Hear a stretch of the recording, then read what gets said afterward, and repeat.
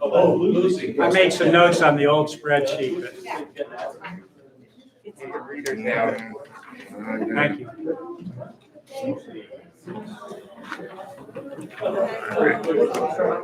These are the larger versions. You know damn well I would. This one has the assessment schedules. That just has the updated projected numbers. But you guys can use these to follow along. But that, Pardon me? you'll need that in your tablet. Line glass. I went down to the, I think it was Thursday, went down to the Welcome Center to get my directory, Yes. Thank you. and I saw Keith coming out. Yes. He said, "You here for the PLA meeting?" He said, "There's a line glass in there." I said, "Oh, I can't walk in." Yeah, you can come in. You'll just say vortex and you support it. Yeah, absolutely. Okay, good.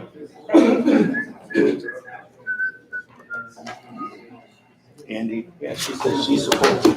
Yeah, I don't think we need to do the whole room. No. Yeah, Rich, if you read it, there's something different. Yeah. Like, only if you took funds. You let me know I'll that. send you a text either way. Thank you.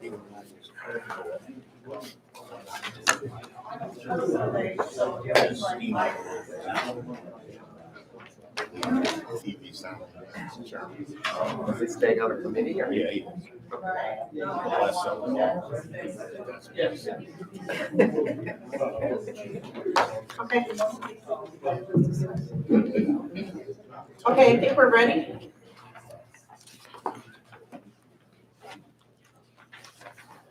Okay, I've turned on the recorder. The time is now 9:30 a.m. I am going to call the meeting of the Venetian Community Development District to order.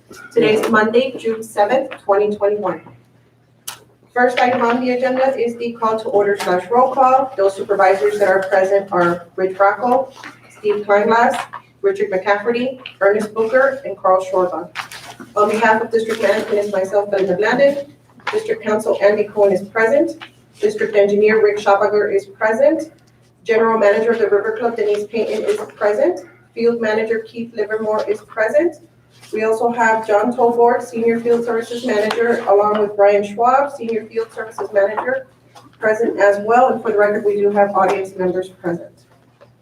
Supervisors, the next item on the agenda is the public comment portion of the agenda. Belinda, pledge, please. Oh, I'm sorry. Here we go. Please remove your hats. I pledge allegiance To the flag of the United States of America and to the republic for which it stands, one nation, under God, indivisible, with liberty and justice for all. Thank you. Gotta keep her on her toes.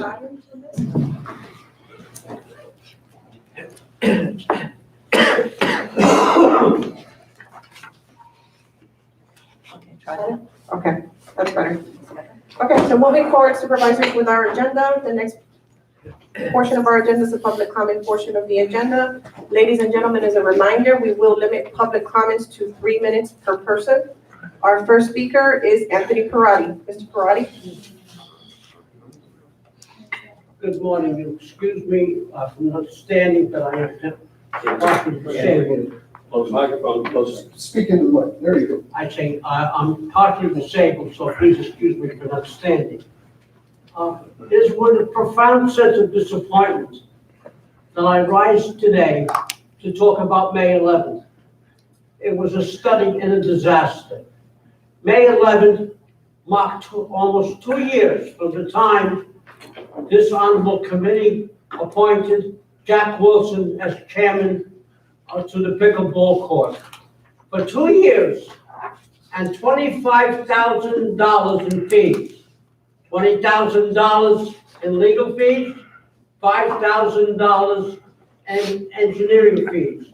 The amount of the fees, I still have to wait for Belinda to send me the fees that were sustained on May 11th. On May 11th, those fees are $315 an hour, if that's what the special counsel received. and $150 an hour that the engineer received, that comes to maybe between $4,000 and $5,000 in fees. And those fees were incredibly wasted. Their presentation was a study in malpractice. The special counsel was a village idiot.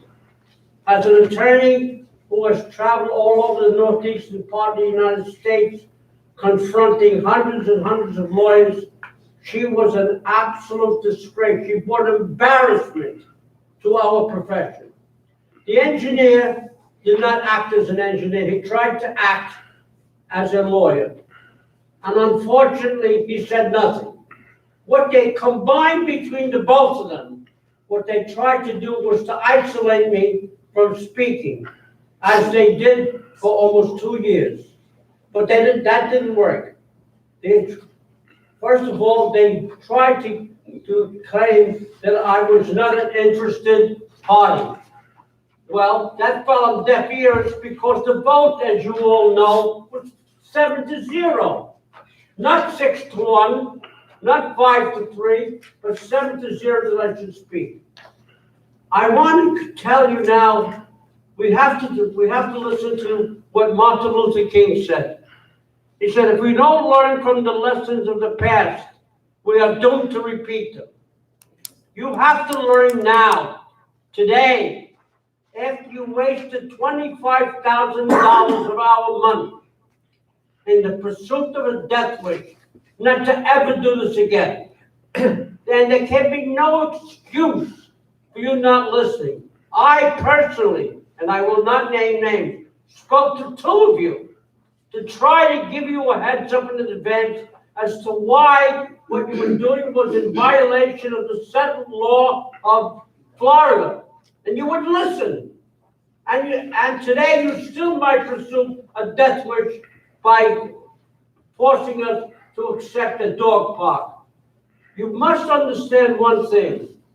That right-of-way agreement which you people signed, if it was in New York, you'd go to jail. It was horrible. There was no reason for it. That right-of-way agreement, first of all, I would think that it would be signed by the, or at least endorsed by the attorney, Mr. Cohen. That right-of-way agreement, upon my superficial observation of that right-of-way, was prepared by FPL. And strange, if you look at that right-of-way agreement, it called for repaying hundreds of thousands of dollars in legal fees in case somebody's electrocuted. And you people have to go out and you have to do something about that. Mr. Perotti. One thing you have to do is this. Mr. Perotti. Hold on. Mr. Well, wait a minute. Your wife- I am talking about a matter which is Only gets 3 minutes. Mr. Perotti, So, your wife has given up the 3 minutes. I'm letting you know your 3 minutes are up. At this point, you can continue for her 3 minutes. thank you. And Mr. once your Bracco, 3 I minutes are must done, they're address done. my remark to you. It is with a great deal of pain that I say to you, why did you sign an agreement, the right-of-way agreement on July 8th? The copy of the agreement that I have signed only by you and nobody else, that July 8th agreement was signed July 8th. When you knew that on July 13th, you were commanded by the Venice City Council to have an open meeting in which everyone, including myself and others who disagreed with the proposal, would have an opportunity to speak. But yet you signed that agreement knowing that on July 13th, you were faced with people like myself and others, which really took exception to what was being done. So you signed it in July, you signed it sometime before July 8th. I asked you to volunteer and explain the date you actually signed it, when you knew you were to speak on July 13th. And I want you to tell us that who prepared that agreement. That agreement, from what I can see, you people had nothing to do with the writing. How could you possibly sign an agreement when you had nothing to do with the writing of the agreement? The writing of the agreement was done by FPL. That was outrageous that was done. Not only was that done, but you have to understand what that means to us. Each one of us, and there are people here, we put about 1,000 hours of time in. 1,000 hours of our precious retirement time to expose the unbelievable travesty of that right-of-way agreement. Nobody would accept it. It was a study in malpractice. You even were obligated, in case somebody is electrocuted, you have to pay for the fees. You have to pay for all these rent. And who pays for it? We do. Mr. Parati. Just like with the $25,000. So I ask you, please, to please never do this again. Thank you, Mr. Parati. Mr. Parati, thank you for your comments. I signed the agreement as the chair of this board, and as I signed many agreements over the course of the year.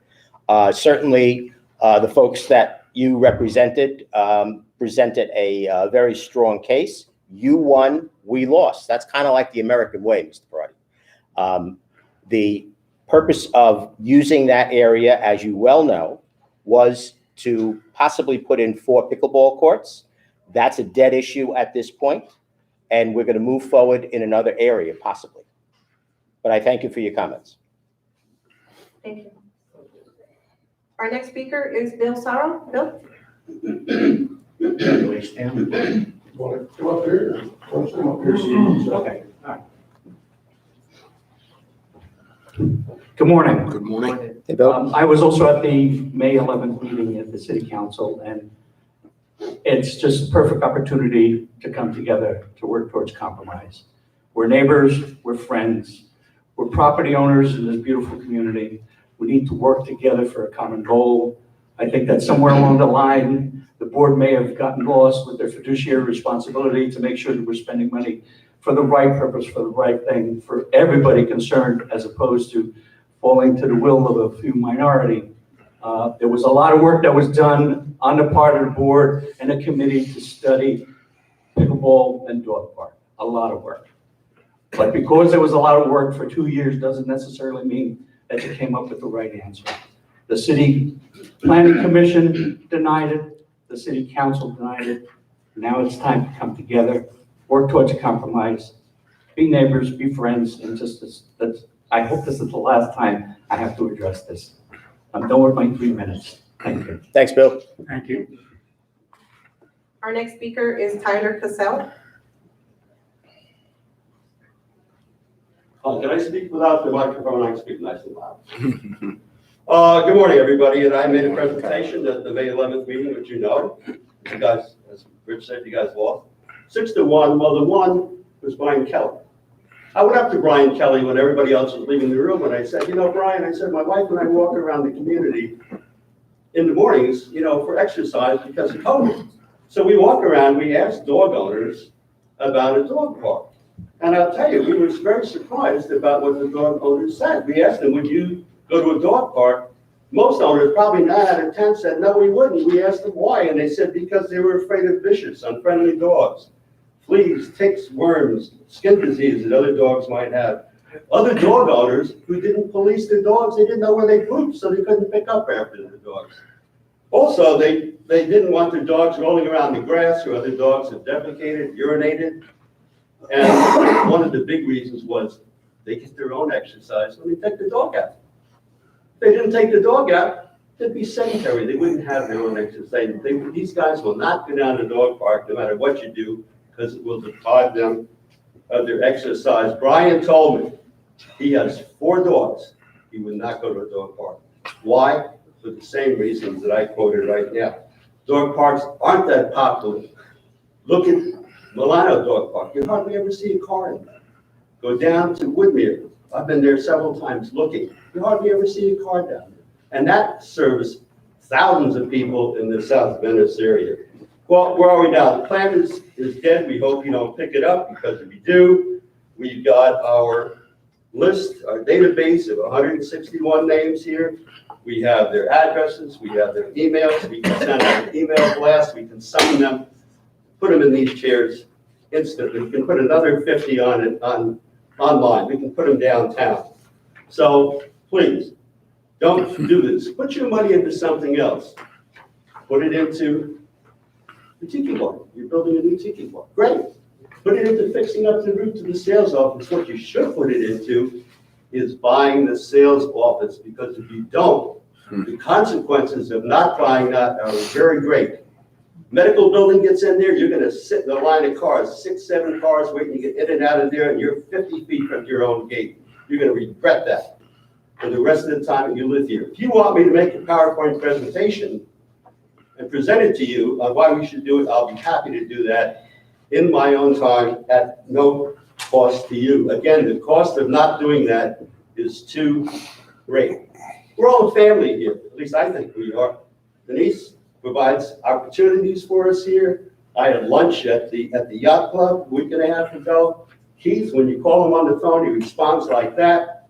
We all say hello to each other down the street when we're walking or passing each other on the street.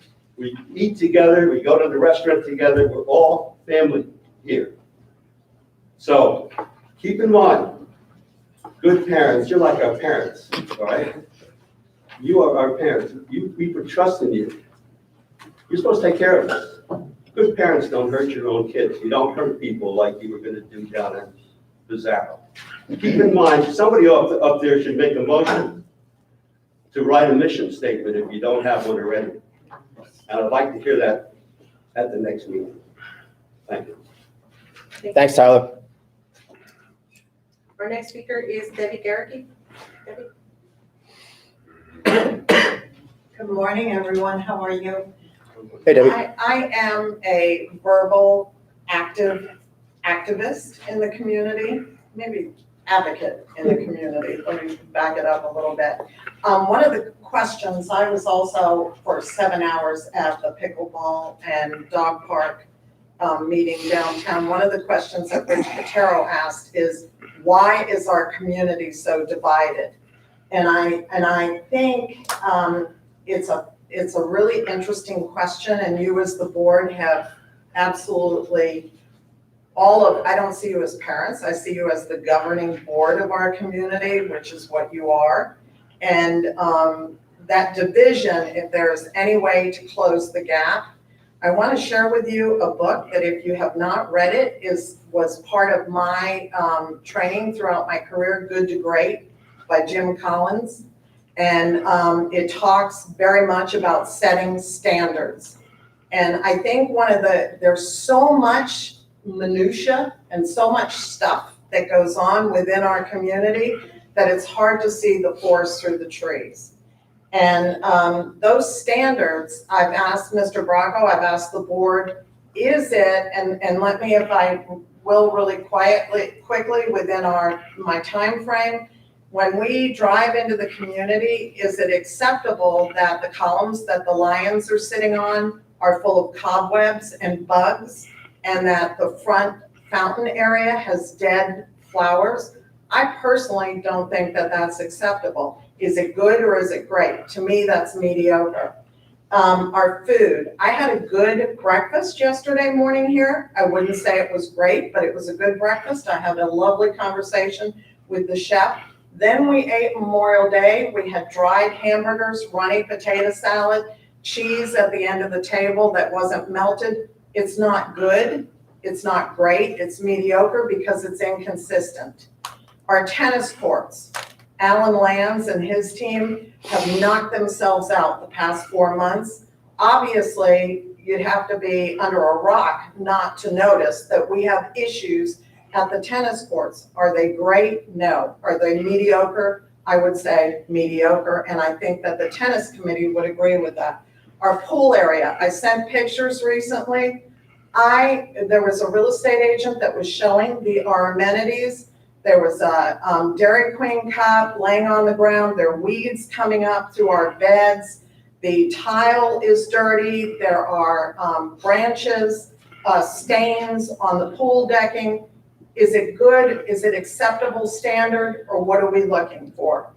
One of the things real quick, at breakfast the other morning, I looked around. What are our standards? What are our measurements? baseboards need painting. This glass up here needs cleaning. If you go outside and look at the Juliet balcony, the trim all around it is crumbling.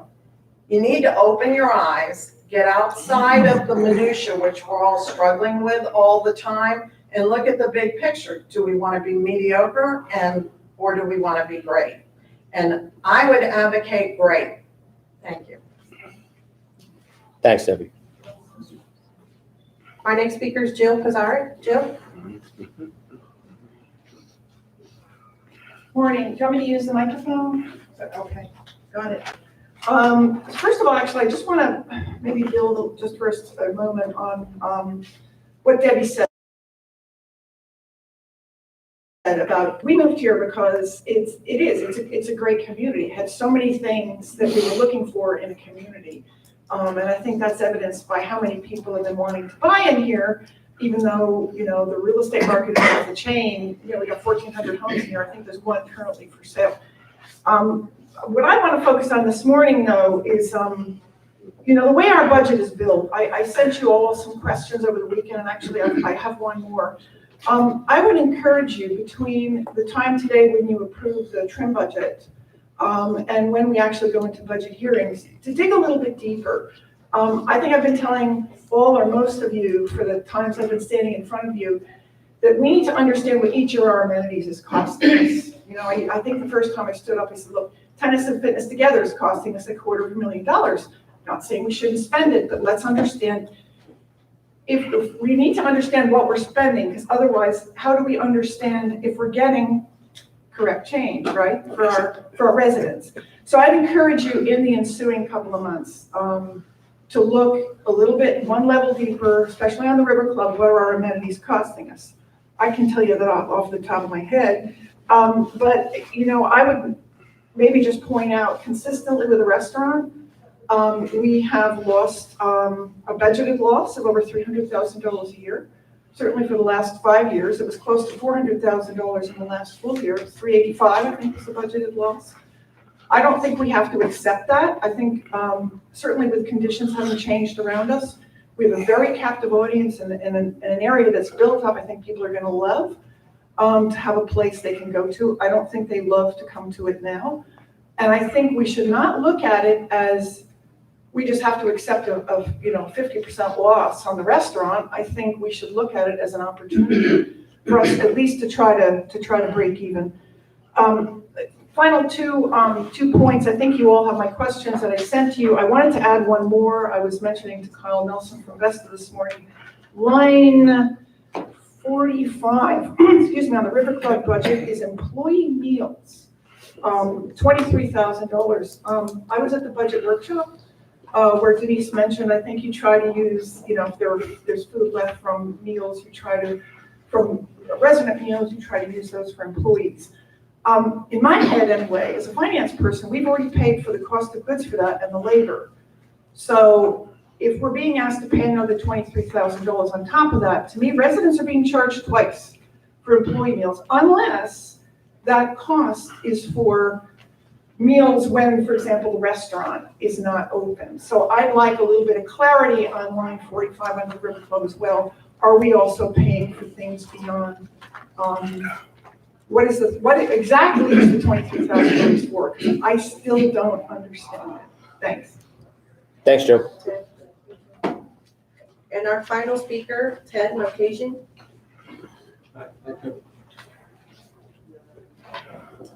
I'm Ted Malcasian, 189 Bella Vista. My comments today are about the tiki bar and the ordering of food system. In the past, if a person wanted to order food at the pool, they would get up and go to the tiki bar, order it, and about 15 minutes later, someone would deliver that food to them. Now they get off their seat, walk to the window here at the bar, order their food, and then 15 minutes later, someone delivers the food. My feeling is that's backwards.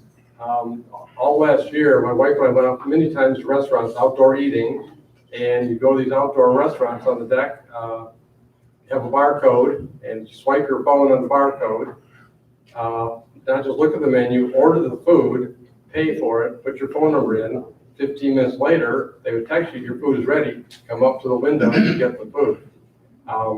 the advantage of this is, one, is you've got less personnel running back and forth out the pool. In fact, the personnel doesn't have to do any running. Number two is, and this happened to me just last week, or 2 weeks ago, I just wanted a beer. I'm at the pool, I wanted a beer, I come up, and there's a person ordering food for about 5 people.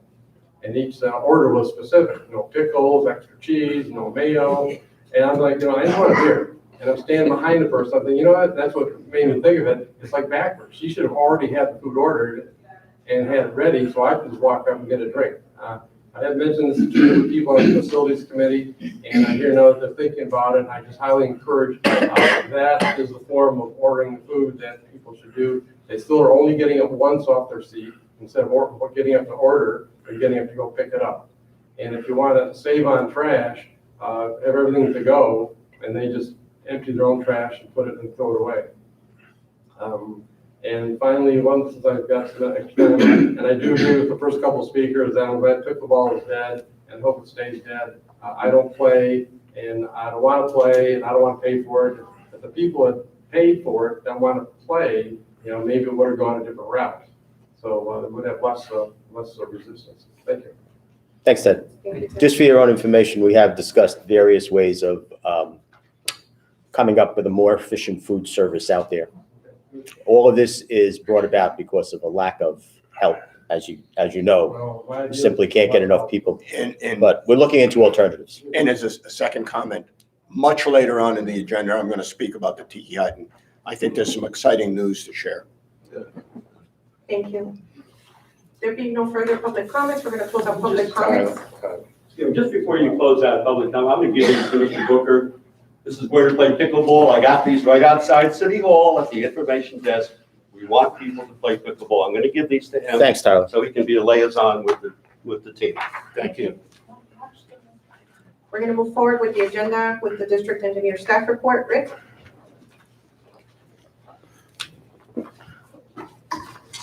Yeah, first off, all the sidewalk repairs have been completed. Last time they had done a lot of the grinding, but they had to still come back to cut out and replace. So all that work has been done. The spill of the paint on Martelago, where we tried to clean up, well, that work we have cut that out and we patched it. It was done sometime last week. I'm not sure what day. That section of roadway on my most current roadway lifespan map showed that to be 2 to 4. So that's why, to me, that patch was probably going to be adequate, because in 2 to 4 years, that's probably one of the worst roads that we have throughout here. So that's what we've got there. And the only other thing that I had on my list, and I know we've already spoken about it, is, do you need me to do anything else with pickleball dog park, or are you going to get a committee to do whatever? So I just wanted to ask to see if you want me to. Well, this is the first time that we're meeting since the city council meeting, so the board has not even had an opportunity to discuss it in any way. I have my own thoughts, that we should consider, as I've said a number of times here, we should consider the River Club parking lot again, because that seemed like a viable location, but I don't know how the other supervisors feel. I know there's at least 2 board members that were not here originally when we started to talk about that. Right. But we had done some plans, and I had an exhibit that we could potentially squeeze in 3 pickleball courts up there. Now, the problem with that is that 3rd court would pretty much take up all your vegetation along Bella Vista and the exits. So reality in that location, you're probably only going to get the 2 right up there. So This is what you're talking about. that's correct. Yeah. Okay, I think we need some time to talk about it as a board. and probably not today because of the budget coming up, but it's something that, we have discussed quickly at different times. So I've given you my thoughts. I'm sure everybody has some thoughts about it, but I would say hold tight for a little bit until we discuss it. That's all I had, unless anybody's got anything for me. Thanks, Rick. Any questions for Rick? Anything else, Rick? Thank you, Rick. Supervisors, the next item on the agenda is item number 4A, which is the review and discussion of the April and May field inspection report. April is behind tab number 1. May was emailed to everyone under separate cover. John, Frank? Hello. I'd like to introduce Brian Shaw. Hey, Brian. He's also a field service manager. Unfortunately, this summer, my RFP schedule has quadrupled. I've got about 6. Just a little closer. Thank you. I've got about 6 RFPs. So Mr. Shaw did come down and help me with the May inspection. So I was very grateful for that. So I'm going to let him just highlight some of the items on his May inspection. But in the interim, though, as part of the April inspection and report, we had probably about 9 or 10 proposals.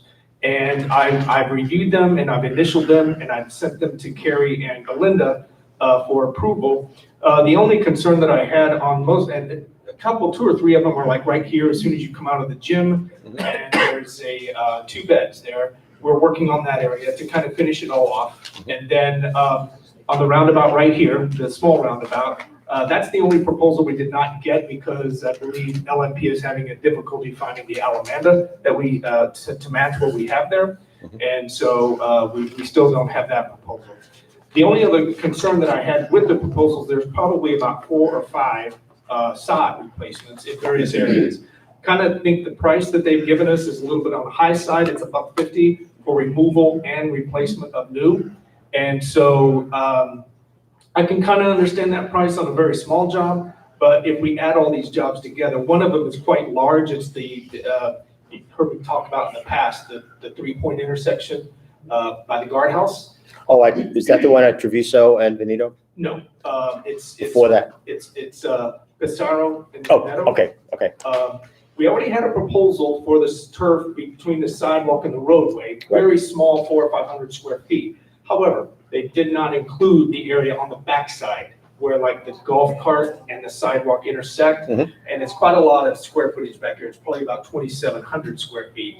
That's the biggest proposal in this. Okay. So I'd like to work with LMP that if we do all of these, can we get a better price on this side? So that's the only thing. I don't think you want to discuss each one. But then, yes, sir. I've had people ask me why we are even contemplating putting sod in during a drought. Well, we wouldn't do it, of course. I understand that. We did some recently, but not. Yes, we did some. We actually waited on that turf probably for about 15, 16 months. And so that was quite late going in. Okay. But these new proposals, if we do get them approved, we would not be installing the turf. And first we got to eradicate what's there and get it out. Prepare the sidewalks, bevel down to the sidewalks and the curbs, so we have a clean cut with the turf installation, and then we would put the turf in once the rains begin. However, there is kind of a 2 trains of thought. Actually, your sod companies will tell you the summer is the worst time to put down sod, because that's when the fungus rates increase. So it's better when you control the water as opposed to Mother Nature flooding you every day. It's really tough. So where we can control the water and put it down as we need it, that's actually the best time of year to put the turf down. Which is not during a drought. Well, it's actually, like I said, during the rainy season is when you get a. Yeah, but pulling the water out of the pond during a drought is That not. is true. We kind of have that issue that we've got to contend with. Okay. But in a perfect world, it would not be the rainy season that you install in turf. Okay. So. Now, part of that sod replacement is that area at Treviso and Benito, right? Yes, Okay. that's actually has already been. That is. Yeah, right. And the River Club parking lot, the border, the shrub border on the far end over here is one of those 11 proposals that you have as well. right? Actually, that was already previously approved. I know it was approved. It hasn't been done. It hasn't been done. I believe Belinda and Mr. McCafferty had a meeting on their own where they discussed that. And that was, because I think we were kind of concerned with any plans that the landscape committee might have had or any conflicts. Right. So we wanted to get that clarified. But yes, And- there's 3 proposals out there that got approved. And the maintenance of the River Club area now, has that gone to LMP in terms of the trimming inside the fence and whatever? Yes. That is, The LMP event is taking lawn, care the of it. pool deck, the palms, everything. Okay, all of that. Yes. So the weeding and whatever, that's Yes, all that is them. Always, in my opinion, it always has been, yes. Okay. Yes. There was one, I think I had a question a couple months ago because we did have a tree put in. I'm like. Yeah. I was told that wasn't our responsibility, but I'm like, okay, that didn't make sense to me, but it is our responsibility. Okay. I think it was directed maybe by the Mrs. Payne. Okay. So, okay. I'm a little concerned. I hear RFPs being approved for, the area out here. Mhm. When would that work be done? I have to get, No. there you go. Sergio, Sergio, do you have any install dates yet for all the proposals that got approved? Because of the drought and everything, it's almost rainy season. We're hoping next month when it's July, it's a better time because if we start installing now when it's still, you don't know if it's gonna be dry or wet, there's always the issue that it could dry up and die. So just 1 month, because it's already coming, the rainy season, or it's already here. It's just we need a little bit more to make sure that. Not on my lawn. Yeah. We don't want to install and then everything, die off. I understand it, and Keith might be able to fill you in better as far as 2 weeks, I think is that what you said? With no wet checks, weren't able to do wet checks, and you had to go down to single block again. So we did have, and you can tell it on Laurel Road. I was kind of concerned. Now, we're not supposed to be doing wet checks today, right? Yes, yeah, I sent out an They're email. back. Oh, they're back on for today? Yes, Because I saw them on, but I didn't.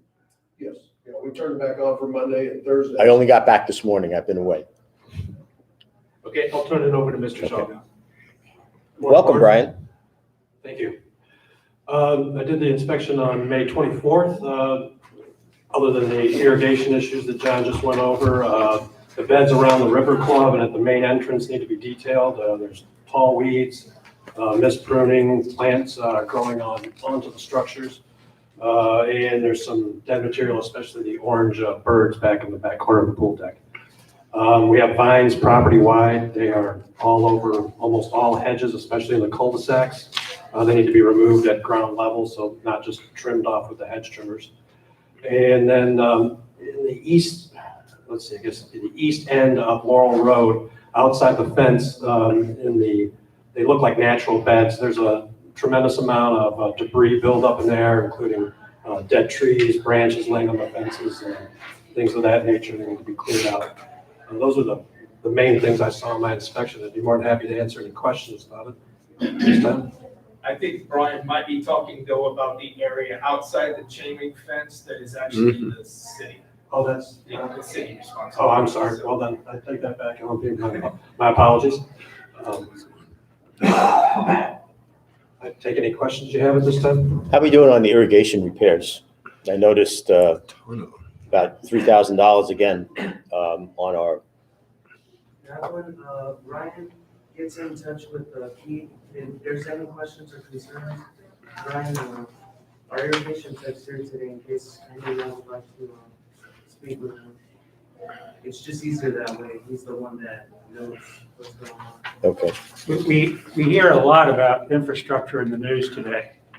And my concern is, Rich, as you pointed out, nearly $3,000 for the month of April. Yeah.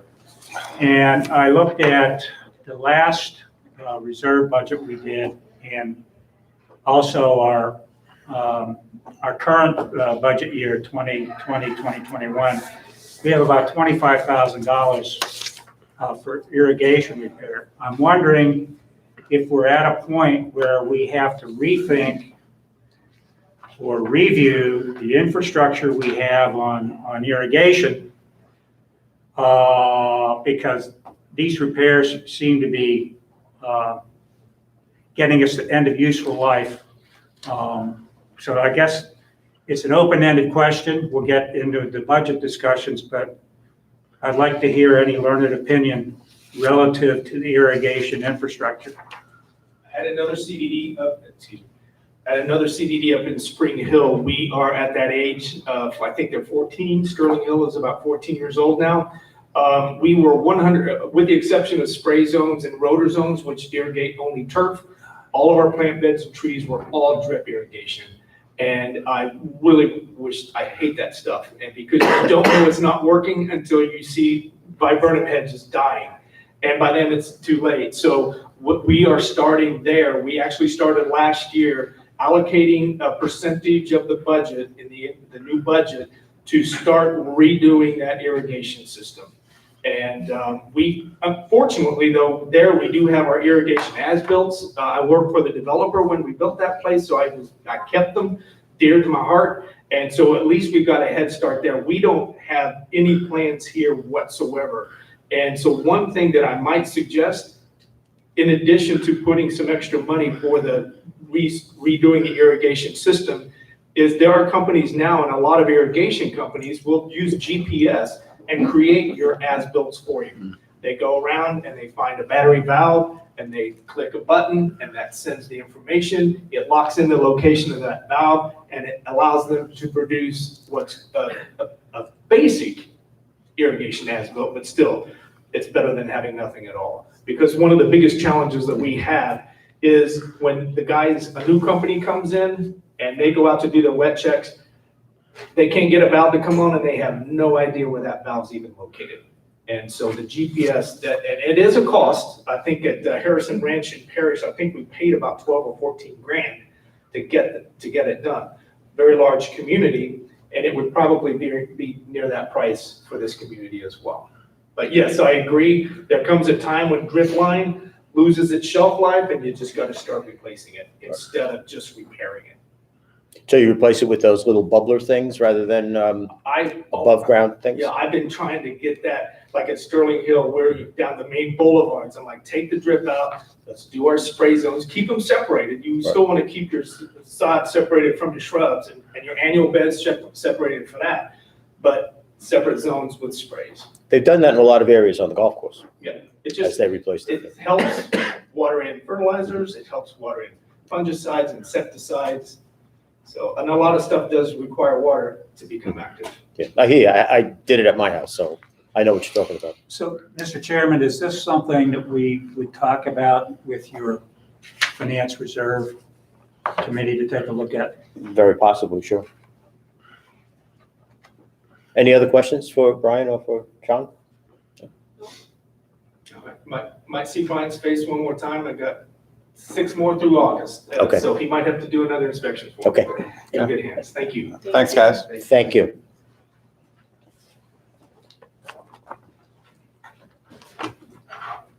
So moving forward, supervisors, the next item on the agenda is the discussion regarding the tennis rule modification. Well, actually, no, I said C, which is the discussion regarding issuing an RFP for financial advisor services.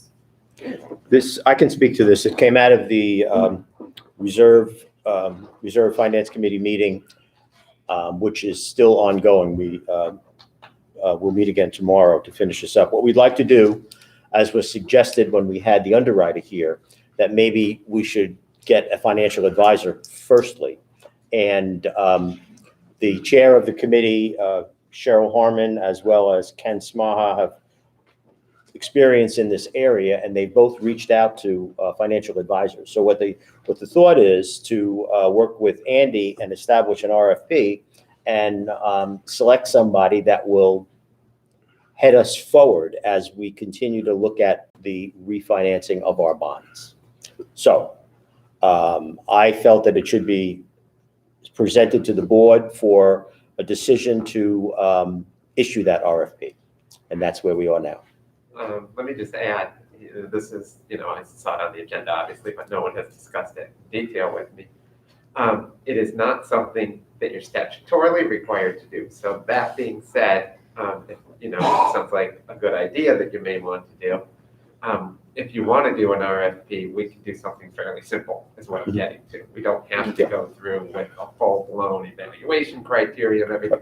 Maybe we could just come up with a simple ad and a scope or something along those lines. So it wouldn't be too extensive or costly. I wouldn't think if that's something you wanted to proceed with. That's exactly what they have in mind. So what I wanted to do is just get the go-ahead from the board today, and then tomorrow, we're going to meet as a committee, come up with a scope of what we want, and then Cheryl will get in touch with you, and Okay. you can finalize it. Sure, yeah. Okay. Like I said, if that's something the board wants, I don't, it's not like when we do a landscape. No, I you've understand. got I a understand that. 60-page document or something. Okay.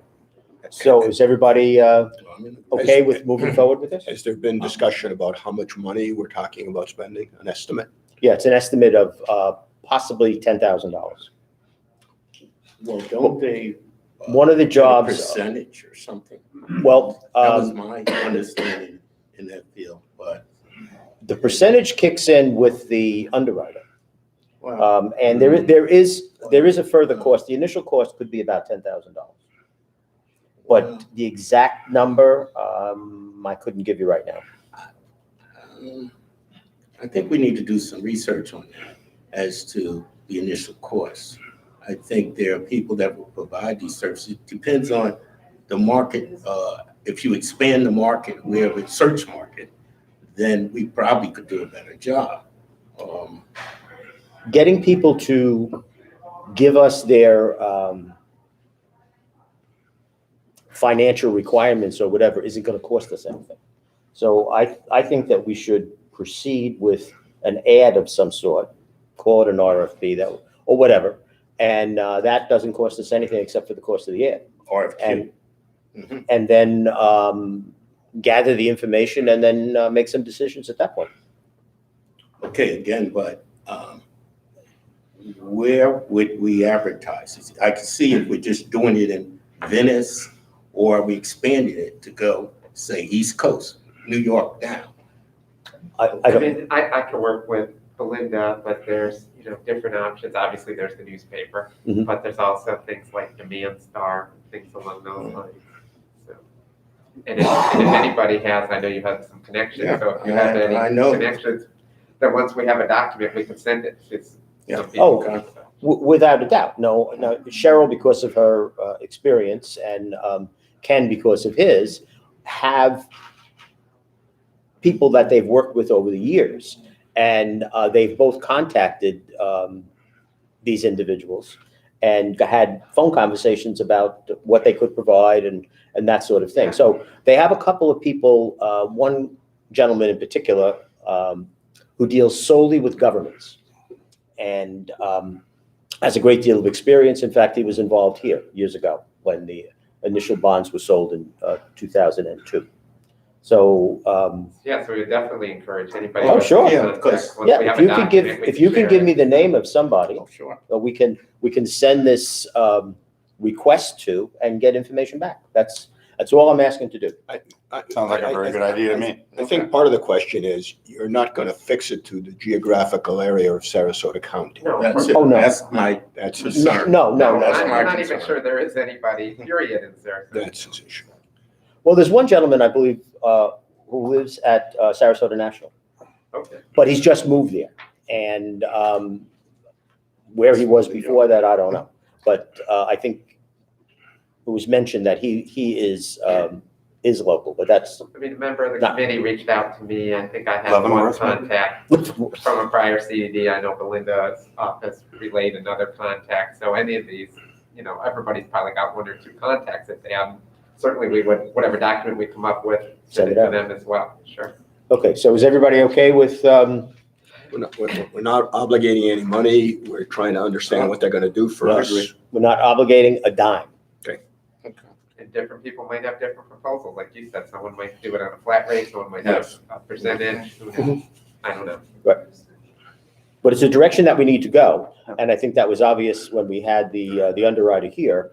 We could only get so much information from her, but and I understand that, you know, and she has to follow the law, and I understand that. But if we're to make an informed decision on whether or not we're gonna proceed with a refinance of these existing bonds, with, you know, we all know that we can't extend the term.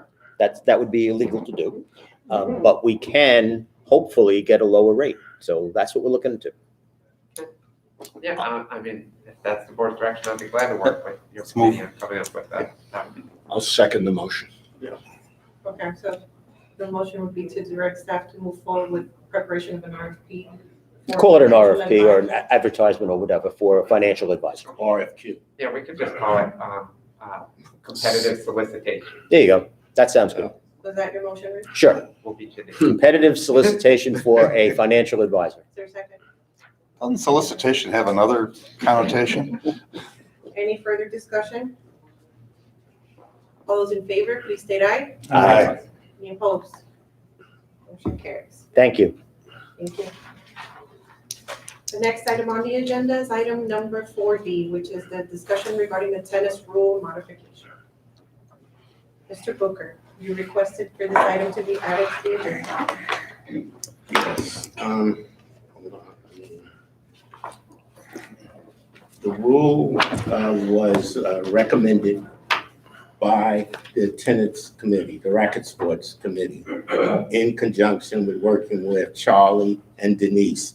And we have a complete agreement on this recommended rule that says the names of all players, including members, renters, and guests, must be provided when reserving court time no later than the day prior to the date of the reservation, except under extraordinary circumstances, a player may be substituted on the day of the reservation. Okay, and that was a compromise rule worked out by all parties involved. Where is this in our packet? It's not in your I don't think it's in there. You don't have that in your packet. It was in your prior packet. Was it not? Or it wasn't an email? Not the change, no. The change. I'd like to see the change in front of me, if we can get it. Can you print that? I can go print the old version and then, Okay. can you forward me that one? I'd love Yes. to know if I can find that real quick. Here's a copy if you just want to make a copy. Oh, absolutely. That's even better, Andy. Okay. It's part of an email stream, Pete, but it's just information. We can come back to it. Okay. I'd like to hold off until I can actually look at it. And just so the board knows, I mean, have your discussion, but I was going to be prepared to say that I do not believe it is something that we would need to go through formal rulemaking for. So if it is something you're inclined to do today, I do believe you would have the ability to do it. Good. Obviously, you need to have your discussion. So let's give Denise some time to print and then let's continue with the other items Sure. that we have. Right. So we'll come back to this item. The next item on the agenda is the presentation of the registered voter count, which is behind tab number 2. As per Florida statutes, the district is required to announce the number of registered voters residing within the district as of April 15th of that year. As of April 15th, 2021, there were 1,940 persons registered to vote residing within the Venetian Community Development District. So I'd like to suggest that we skip the presentation of the budget. We do have other items that Yeah, are why don't we fairly quickly to knock those accept. out? Yeah. Why don't we move on to the business administration items? Okay. Item number 5A is the consideration of the minutes of the Board of Supervisors meeting held on April 12th, 2021. These are behind tab number 5 for your review. Any questions, comments, and/or changes to the minutes as presented? I have to get there.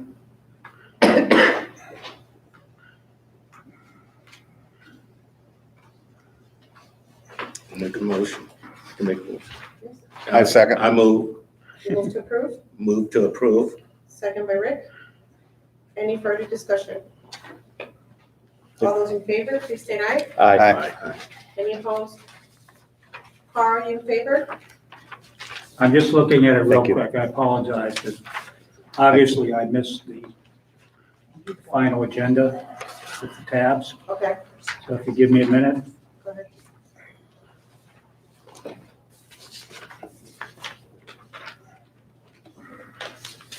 board members, as you know, also, usually I review them ahead of time and make any revisions I see, and I believe the chair does as well. Yeah. We missed stuff, I but approve. we've usually been through them. Okay, so you're in favor? Yes. Okay. The next set of minutes are behind tab number 6. These are the minutes of the Board of Supervisors meeting held on April 26, 2021. Are there any questions, comments, and/or changes to the minutes as presented? Carl, do you want a hard copy of that? Just to look at it quickly? Yeah, please. Go ahead.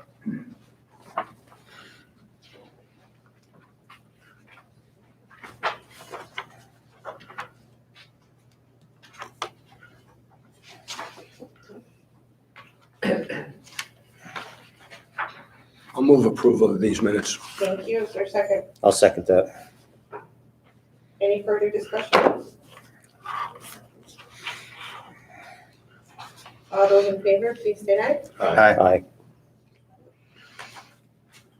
I apologize. No, it's okay. Or you problem. can always vote no, too, if you're not prepared to vote yes. That's no problem. Looks like they'll probably pass anyways. I approve. This Thanks, Rich. this is the next one that's gonna come up.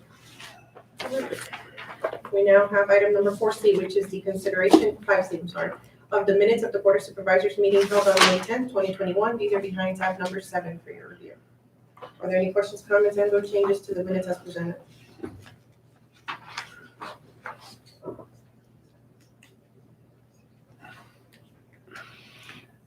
I'll move approval of these minutes. Motion by Steve, is there a second? I'll second that. Second by Rich. Any further discussion? If you pass it back to us. All those in favor, please state aye. Aye. Thank you. Next item on the agenda is item number 5B, which is the consideration of the operation and maintenance expenditures for the month of April 2021. These are behind tab number 8 for your review. Are there any questions regarding the operation and maintenance expenditures? I have a general comment about this. I looked through it, and I don't think we need to spend a lot of time, but there's a lot of expenditure for miscellaneous phone calls. There's a lot of expenditures for irrigation, and we're spending $127,000 here. Does anybody really look at the obligation? There was a fee of $100 for repairing a mailbox. I thought it was $50 to repair a mailbox. No, it was 75. Used to be 75. It went up $25. Beginning of the year. Yeah, that came up at the last meeting. Yeah. I asked that question. And what about that? There was a bill from Frontier for TVs and stuff like that. Again, who is reviewing all these expenditures that we're making? I do. You do, I okay, do, actually weekly. okay. So I receive all of your invoices in a batch on a weekly basis. Yeah. And I review them and sign off on them before processing them. But you're reviewing them after the fact, the work, No, we don't pay them until they've been reviewed by me and signed off by me. okay, so you're ensuring that these are all things that we Correct. have to do. Correct, and if I have a question, for example, on a Frontier bill or a cable bill or something that's unusual, I normally call Keith, or he would have already reported it to me. Okay, all right, so we do have some oversight in all of Yes, this. and on the irrigation invoices, typically you'll see the estimate signed by me. Because Right, they won't right. conduct a repair unless we've reviewed the estimate and we've signed it. So if something does come up where an invoice comes back without the backup, I hold it until they send us the signed backup. Okay. Well, I'm assuming we're spending a lot of money on irrigation repairs. Yes, and I did mention that. She has mentioned that Previously, because we did have discussions in the last meeting about several areas where it's the battery powered Right, areas where we're constantly having to make replacements. So I did caution the board that you would be seeing a lot of invoices this month because of the repairs that were being conducted. okay. I would just add my comments that I did earlier on the inspection report, that I think we really need to take a look at the infrastructure for our irrigation and possibly include that in our reserve budget planning. I like the proposal. I know it's money to spend, but to get the GPS location of everything that we're talking about and coming up with a better plan with what we're operating on. I mean, we almost seem to be talking about irrigation every month. So I'm just adding that comment to the OMP. It seems to be there all the time. Right. Was there a reason why Victory didn't bill us for January until now? I noticed all their bills were fairly Right. current, but then the one was January 17th. They email the invoices, and when I receive them, I forward them directly to our payables. Mhm. But sometimes they don't always email their invoices on time. Okay. Belinda, why do we have a contract with Frontier and a contract with Comcast? You have a Frontier contract for here, I believe, and then the Comcast agreement is for the guardhouse, and I believe the Citadel Gate as The well. gate, yeah, right. Okay. And we can't couple those? We can't have I one? think there was an issue with the service area. Well, just for information, I'm assuming everybody knows the POA is looking at, and maybe there'll be an opportunity then to bundle everything. In fact, Ted, who's, I looked to see if he was still here. Yeah, He's sort of taken that on as a job. okay, thank you. So Belinda, you are attesting to the reasonableness of basically all these bills, to answer his question. Yeah. She's Ernest, it's attesting. hard to hear you down here. I said Belinda is attesting. Well, I see your name on everything. General reasonableness. Yeah. Of these expenses. So this is done weekly, so I get a batch every single week for review. So Bunch of batches. okay, so if it's abnormal, you'll flag, move on. red flag. Yes, I Yeah, thank flag you. it and I hold it Okay. Okay. until we have the right information. I'll make a motion that we accept the O&M for Second. April. You know, I would assume that our general residents don't have a idea of all of what goes into here. I mean, there is a ton of work Well, and a ton of expenses. they have little idea probably of how much work goes into it unless that was their background. Yeah. But it's complete. I mean, what's 160 some odd pages Right. in Right. this agenda, and includes the actual bills and everything else. So if you want to take the time and go through it, it's all there. Yeah. And it's all thanks to Belinda and her staff that put this together. So it's there. Okay, so we have a motion that's been seconded to. Second. Okay, all those in favor, please say aye. Aye. Any opposed? Okay.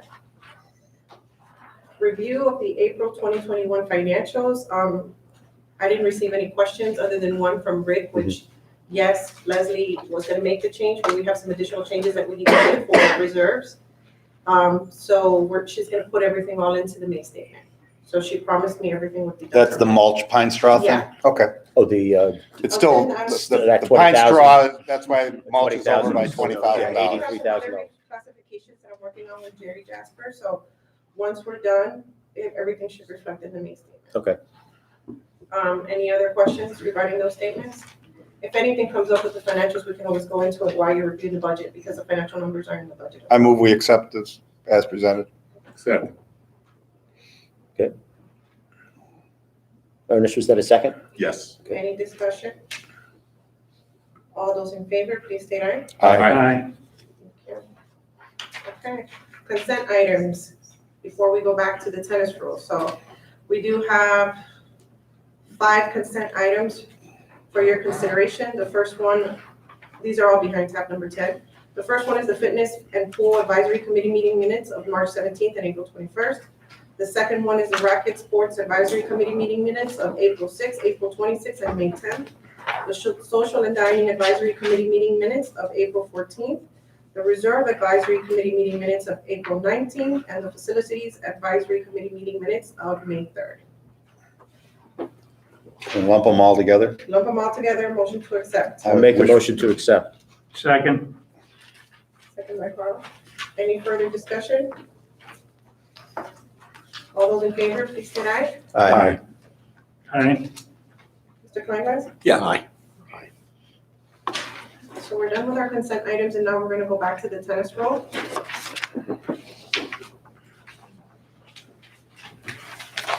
So we are now back to item number 40, the discussion regarding the tennis rule modification. Ernest, was this left out of the Yes. The It original? was under a discussion, and it had not been fully passed by the committee at the time. Later that day, we met and they moved it. And is this the end of their concern? Because I'm thinking it's going to be like I'm thinking of, Wishful no, thinking. another Michener novel. It's going to be tennis at the Venetian, and it's going to be 1,100 pages. And that's on Rule 1. No, if we wait long enough, it will only be pickleball. Oh, okay. Is this it? Is this it? Is this it? And This is it. what I have to say is that we just passed these rules, and it's like the paint is still wet, and now we're gonna change it. But it was We're not changing. It was in We're the works, I amending. think. we're amending it. Yeah, because it was, the original discussion was on the public hearing. Right. And we had approved that, and then there was an added discussion after that. It said, well, wait a second. Okay. We would like to do, and we as a board said, Okay. take it offline, go back, and see if you can work it out. Okay. So the whole Bring it back to us. committee is in favor of it. Management's behind it. It's Yes. then Charlie nodded.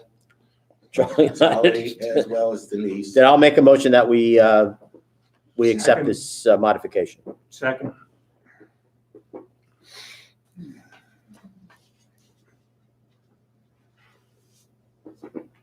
Seconded by Carl. Any further discussion? All those in favor, please state aye. Aye. Thank you. Anything for you, Mr. Booker. And your committee. My committee. He just- And your committee. He doesn't want it. No, sir. Okay, so before we move into the budget, do we want to take a 10-minute break? Yes, Sure. ma'am. Yes. Okay, so we're gonna take a 10-minute break at 10:34 a.m.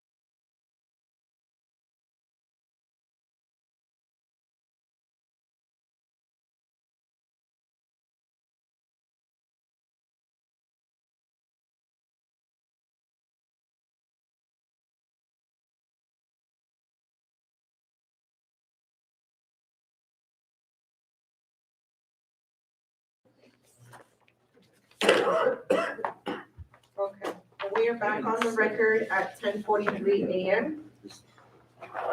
So the next item on the agenda is the presentation and discussion regarding the proposed budget for fiscal year 2021-2022. This is behind tab number 3 for your review. We also have the consideration of resolution 2021-04, approving proposed budgets of fiscal year 2021-2022 and setting a public hearing thereon, which is behind tab number 4. And board members, I know you've all heard this, but I'll say it again because it bears repeating. I'll just give the procedural issues behind this, and then obviously you can have your discussion. Today, we'll be approving a not to exceed budget that we need to approve by June 15th. We're sort of setting a high water mark, so you can always go lower, you can always move things around before that August public hearing, but you can't raise anyone's assessments higher than what we set today. If you follow through, which is what's contemplated here with an increase, then we will do mail notices to all of the residents. So they'll have a mail notice of when that August public hearing date is. We're also required to post an ad. It's what we call the bigger ad when you're increasing assessments. It will have the table and a little map and some other information that will be published in the newspaper as well. So that's where we're at procedurally. Andy, does the state or is there a statute that can this be sent electronically rather than in mail to No. residents? No, the statute that we're following by having to do the mail notice is Right. 197.3632 Florida statutes. And so far, I know we're in a different world, but Yeah. so far, it still says mail notice. Because that's an expense to mail it. Absolutely.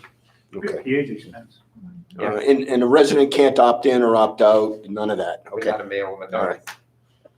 And there's this whole certain form, Yeah. that we work on with Rosetta's office. but- Okay. And it will give them information and stuff. All right. So since the workshop, I have not, on the general fund side, made any additional changes to the budget. There have been some things that have come up. I'm not sure if everybody has had a chance to review the letter from Victory Security Services. They are asking for an increase for their rates.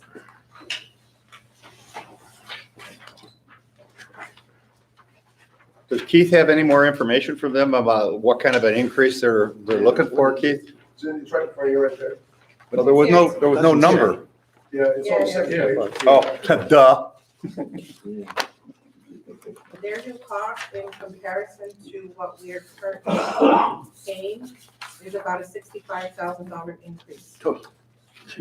I will say this, that apparently not just Victory, but other security companies are struggling currently in the market with hiring individuals. I do have one district that has another company allied where the board decided to go out for RFP. So same reason, they wanted an increase in their rates because they're having such a turnover in staff.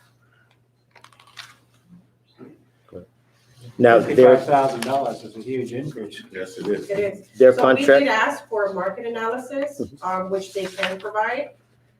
The total increase amount that they're proposing, I will tell the board right now what it is. I don't have their contract in front of me because I didn't know this was coming up today, Right. but I'm sure that we both have termination provisions. $64,647.84. increase. Yes. And is their contract up? I don't believe so. Well, haven't they contracted for for the upcoming year? Haven't we agreed to an We amount? have an automatic annual renewal, I believe. Yeah, I don't have it in front of me, but I believe that is true. And Unless canceled prior to the 30 days. I want to go back to Rick's question. What's the percent increase? I don't see it here either. I can calculate that It's for gonna you. be, it's gonna be close to 20%. Because you take 65 away from 353, and you're at, let's say 290, and this is more than 20%. I suppose they can ask for whatever they want to ask for. Yeah, you don't necessarily have to approve this. And in the meantime, we can pull the contract. Like I said, I didn't know this was coming up. Yeah. We can pull the contract and I can tell you what the term is, what the termination provisions are, things along those lines. Well, in this letter that they wrote here, they said, Right. you know, that 22.8%. I'm sorry. they talk about McDonald's $13, and our McDonald's up here on Jacaranda has a sign up in the window or up in the billboard, $11 an hour, not 13. So I don't know where they're coming up with that number. You know, I'm very uncomfortable with giving them an extra $60,000 based on just this letter and a request, personally. I guess what their next move might be, depending on what their contract says, because they can opt out of the contract as well, right? My guess, the way we typically draft our contracts is that we have a 30-day termination for convenience, and then they have a longer one, whether it's 60 or 90 or something along those lines. Right. That's the typical. You know, a 22%. What was that percentage? 22 and change. 22.8%. A 22% increase is a hefty amount of money. I'm not, you know, I'm not in a mindset right now to say, let's just go ahead with them. I think we need to, first of all, investigate the contract and see. I think the decision, you correct me if I'm wrong, Belinda, but the only decision you kind of need to make today is, do you want to pad that line item a little bit in case you have to go out into the market, find someone different, or increase theirs in some manner? Well, that might be a good thing, advisable thing to do. As you said, you certainly don't have to go, okay, take it. Yeah, no. Yeah, no, my I'd own like to see feeling us Get is, some other quotes or whatever we can do. yeah. So you want to leave the line item as it is without any change? What the number on the line item right now is 290 or something? 288, 548. Should we go to 315? And let me also add that we do not have to, we have in the past, but we do not have to by statute do an RFP for security services. It's not one of those things covered by 190.033. So. Even with the amount of money involved, it's not Correct. not required for an RFP? Correct. Belinda, talk to us a little bit about your experience with other companies and what are you seeing?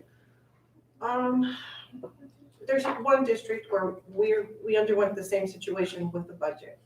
I did make a recommendation to the board that they should possibly consider bidding it out. They provided us with a market analysis of rates because of wages. Typical same issue of what Denise mentioned at the last meeting. She's having issues with servers.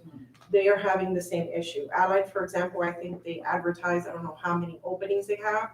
And now you're seeing signs outside of 75, right when you get off 75, security companies are posting their signs that they have vacancies. We are actually bidding this one out because we do want to see what other companies can provide and what pricing will be.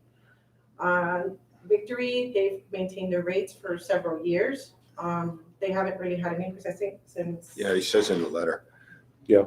2014. Yeah, 2014. So they have not increased their rates. I'm not sure about turnover, if they're having a lot of turnover right now, but that's something that you will be expecting, constant turnover. They've had, for the past 6 months, it's been pretty good. Before that, it was, I'm seeing the same thing. I mean, at Lakewood Ranch, it's a constant issue with keeping the right people that they want for whatever reasons they're having. I do see a lot of turnover in that marketplace. Yeah. And other than the letter that we have, has anybody had any discussion with them about this? Keith has. Keith has, and what are they? Ron Filbert came up and. Who is he? He's the vice president. Okay. For this area. And, you know, he did state, you know, we haven't had an increase since 2014. You know, these guys only really make, right now, the supervisor, I think, makes $12.50 an hour. The patrol guys are 11.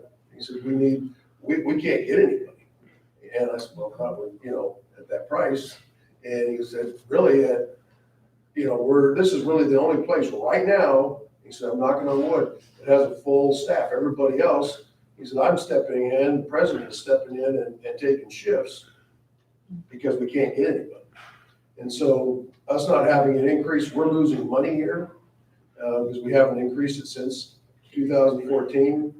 And so it's do they need an increase? you know, I would think so. The 65 grand is, I think, over the top. And I think there's other avenues to look at maybe. I know everybody likes the guard thing. But, you know, there is other avenues to look at that a lot of, you know, communities are going to, and that's the, you know, the digital looking at the camera Right. thing, and somebody saying. We investigated that a few years ago. Exactly. Well, maybe I can make a suggestion here. You're the liaison to these people? Lucky me, yep. Yeah.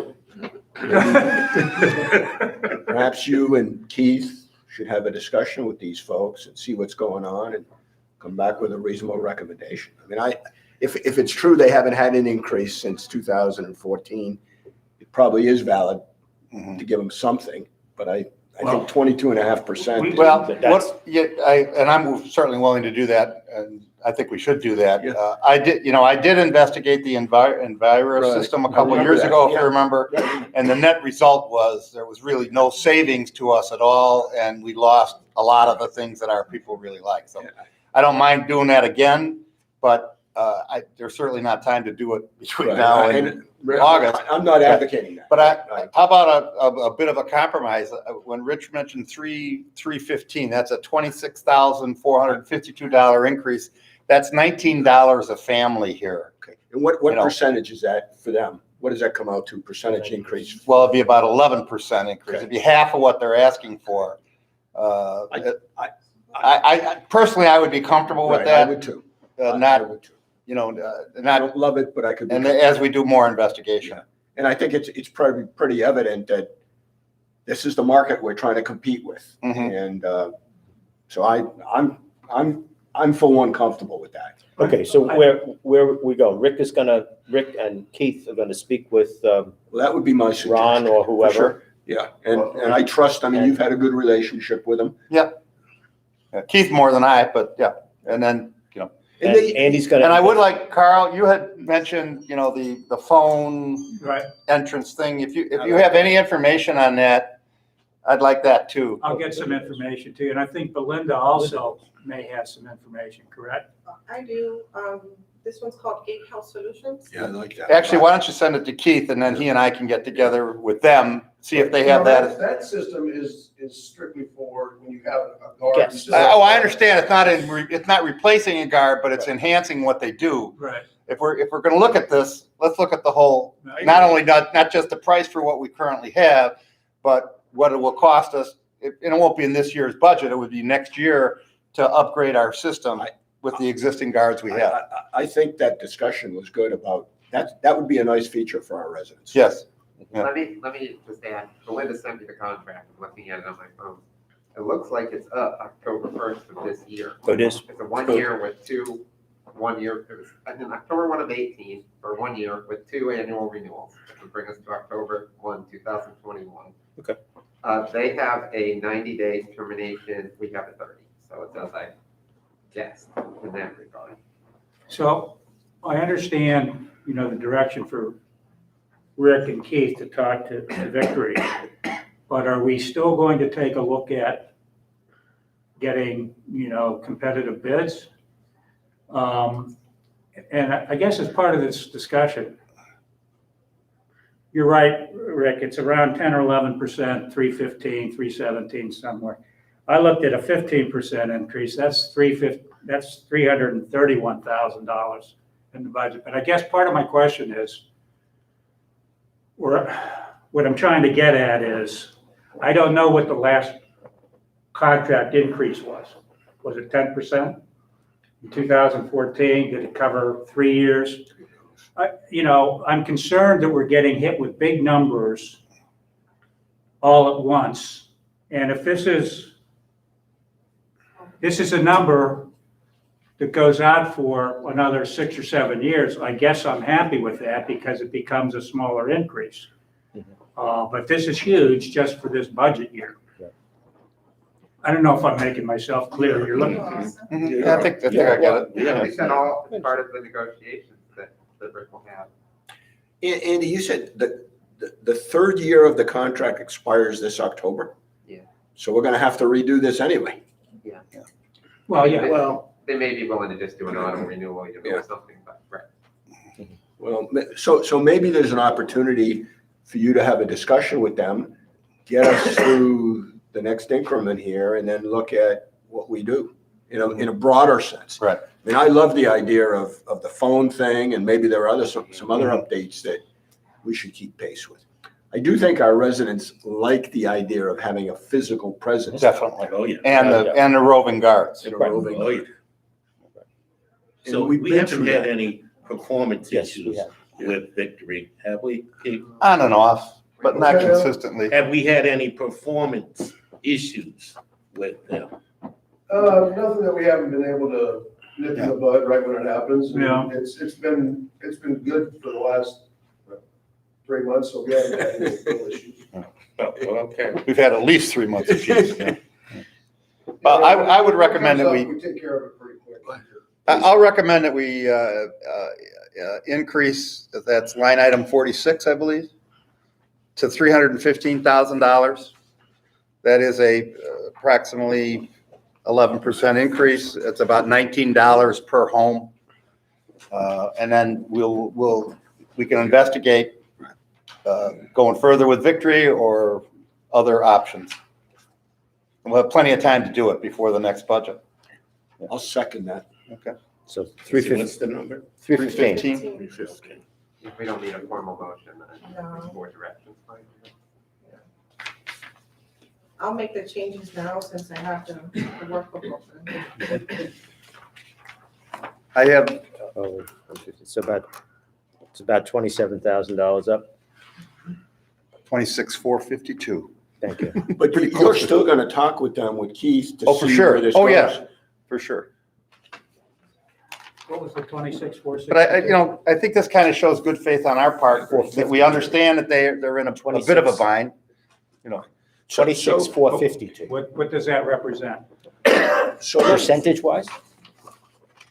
Oh, that's the number to get to line Yeah, if we, 46. Okay. line 46 Understand. right now is 288 and change. We're gonna go to 315. So can we, to move this along, can we authorize you to make the deal with them if it can happen? So I think we, No, I don't think we want to do that. I was gonna say, I mean, it's up to you as a board, but I think that you have plenty of time, so Rick and Oh, okay. Keith, So we you do know, have can time. have their discussions and Right. report back as to Okay.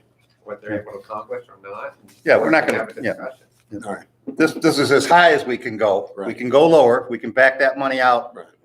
you know, when the real budget And comes if you out. would need to put more money in, if it ends up being 320,000, so Belinda will find, 5,000. so that was the only, change that I wanted to discuss. Well, and I have one.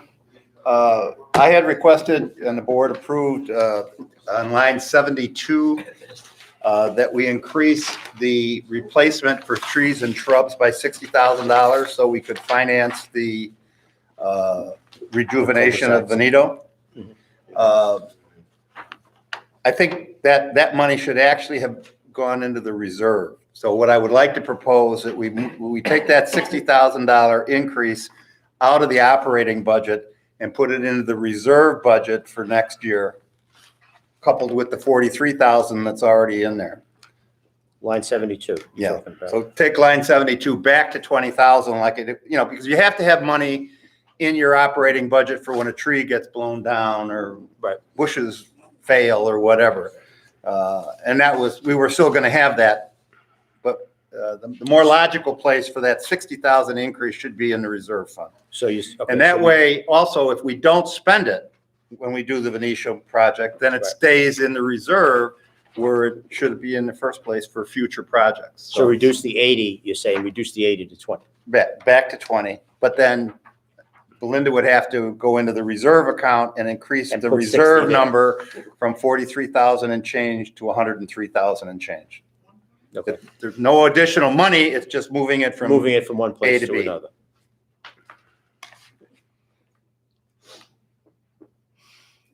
And the homeowner assessment or cost will just be in a different location. It'll be in the reserve part of the budget, except as opposed to the operating part of the budget. Right. So it doesn't have any major impact. So I'm not asking for any additional money or anything, just moving it. Reallocating. What we are, reallocating it is a good word.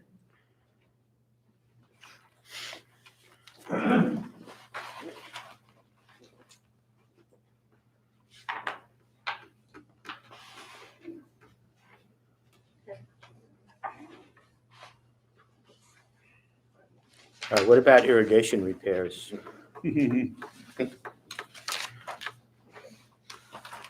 Yeah, I didn't hear the question. irrigation repairs, line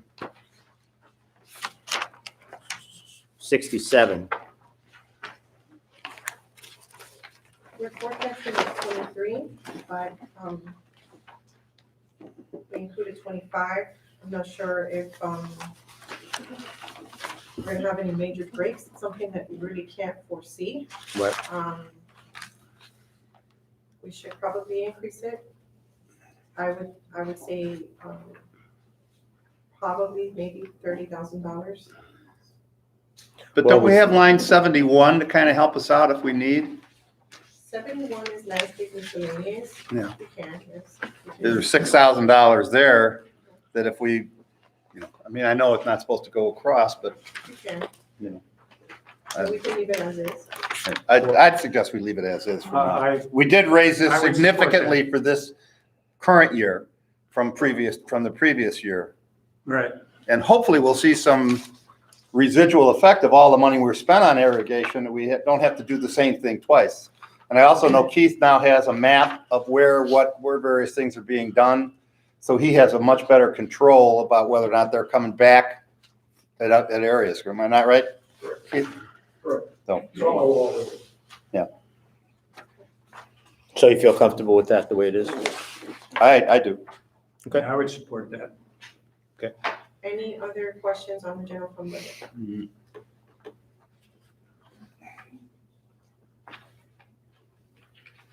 Okay. Jill had sent us the stuff about the outside counsel, and you wrote us not computing. Is that all straightened out in this, what we Yeah, have that's now? all- That's all done in our worksheet. I'm sorry? Everything is in the corrected worksheets that I brought with me. Please. I noticed it myself when I went to open the budget before the printouts and everything were done. So I went ahead and made all the changes. There was some issue with outside counsel where the links were linking incorrectly. That everything is there. We're not gonna have a $100,000 surplus that's not coming in on the budget. And Rich, is there any light at the end of the tunnel with the outside counsel and the spill? Are we still? Well, most recently, with Belinda working a tremendous amount of hours, we answered all the questions that were presented from the city, the interrogatories, as they were called. That seemed to go on forever and ever. So that has been done, and we're proceeding along. Now they're going after a third party? Is that what we They're going saw after a today? third party because the city has a maintenance company, American something or other, is their name. I can't think of it right now. I can't think. And American European Auto or something No. like it, that. well, Yeah. it's known by But three it's letters, AAA. but it's that's the repair company that they're going to subrogate against. Yeah. So that's And that's been going on for a bit. well, yeah, because that company initially sort of tried to, in my opinion, get out of their responsibility here. And when the city realized that the responsibility may be shared or the liability may be shared, that's when they involved their repair company. So that's kind of where it is right now. Okay. Do you have anything else to add to that? No, extensive discovery. I mean, hours and hours of just going through invoices, having to separate invoices and producing 3 years of invoices, contracts, guard information up front. They wanted every single piece of detail, any vendor that come for the River Club. They wanted everything on the renovation of the River Club. They wanted information that didn't even seem to bear any. We couldn't even send the information via Dropbox because that's how much information was there. Yeah. So we had to send everything on flash drives. If we prevail in this, can we recover any of the cost of doing all that? That's not a question for the attorney. That's a question for the attorney. Well, there's, I know Andy. Or the other attorney, you Yeah, can't Andy answer. can't, That's but right. I'm sorry, I forgot. What, when we met with Mark Hansen and the arbitrator back last July or August, whatever, August maybe it was, and the attorney told us of a provision, and I think Andy might be able to help us out with the name of that. If we prevail before we go to court, Make an offer of judgment. maybe that's the term, offer of Right, judgment, and there's then, and if we meet, 125%. if we meet that level, then we can maybe even recover costs. Maybe. In Florida, I'm not speaking about the case. So in Florida, you start with the premise that you do not recover your attorney's fees and costs unless there is a provision that allows for it. There are three ways to do that. One is contractual. That's why when I write a contract, we'll say prevailing party gets their attorney fees and costs. The second is statutory, like a landlord-tenant matter, their statute is directly on point, giving prevailing party. Third is this sort of legal machination that you're discussing, Rich, and that has to do with making a proposal for settlement and then recovering a certain amount in excess of what your proposal was. Yeah. So Those Mark are the Hansen. three ways that you can recover your attorney fees. Mark Hansen explained that when we were all together, and that's where we are. Okay. That's where we are right now. Thank you. Well, my question is, do you isolate out your time associated with the case Yes. from your? Okay, So we haven't billed yet. We just finished last week. okay. So you will be getting a bill for those extra hours. So we would be looking to recoup those Mhm. in the law. Certainly, if possible, but we're getting a little bit away from Yep, sorry. from this. Yeah, but, yeah, okay.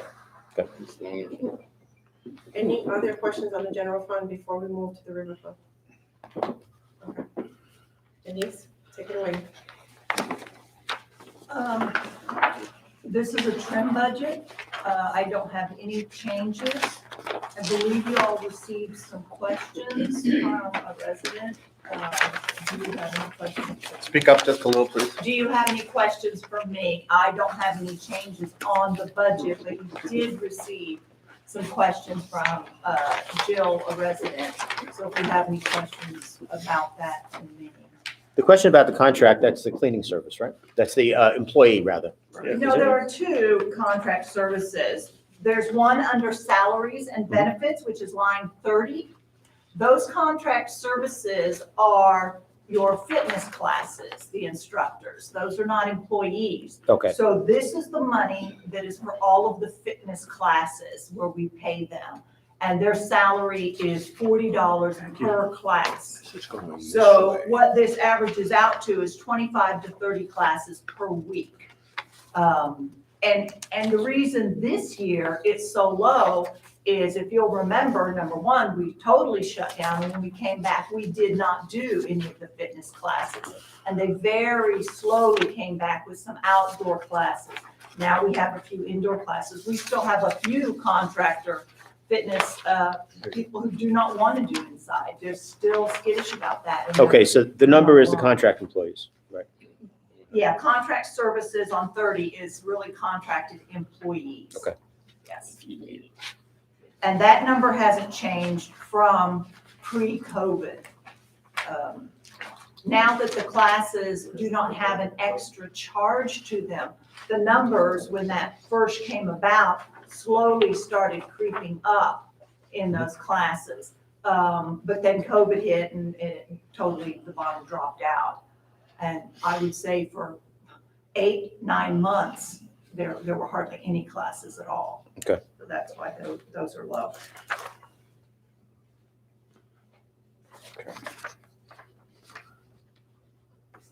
Now, up on line 14, the balance voted from prior year on pickleball,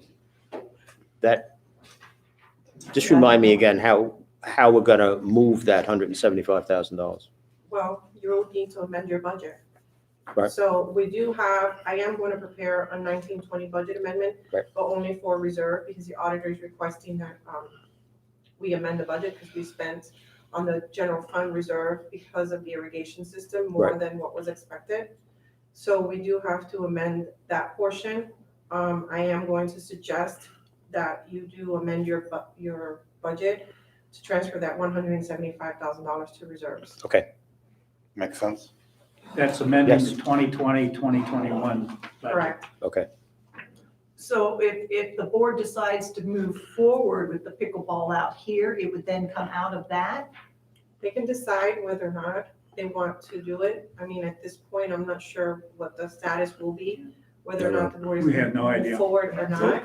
Then But it's if way by fiscal year end, you have not made a decision, then that is what the proper approach should be. Okay, And so- that would be to move the funds into the reserve. Into reserves. Okay, fine.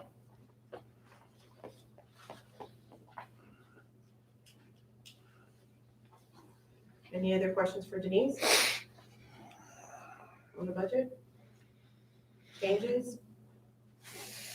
And the one thing that we tried to do was not to have to receive any more tax roll money. This is the exact same tax roll amount we've received the prior year. I have a general question. How are we going to pay for the renovation of the Tiki Hut? Well, we have 140. I believe so, but I I think thought it was that's. 180 total. you- It's, 140 plus 40. it bounces between the two. Yeah, there's an amount in reserves, and I know that there was also a budget amendment Mhm. for the Tiki as well. Mhm. I don't have it in front of me right now, but I can send it to you. Okay. So the total, what do you think the total number is that's available? Let me open up,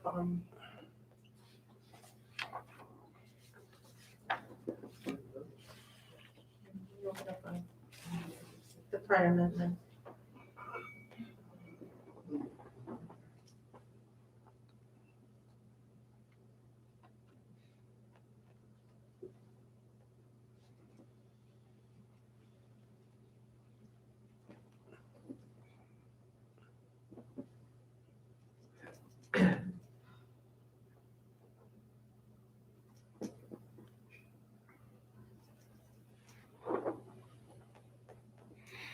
I actually am the opinion that should we move forward with this Tiki project, it'll happen before the potential of anything happening with pickleball.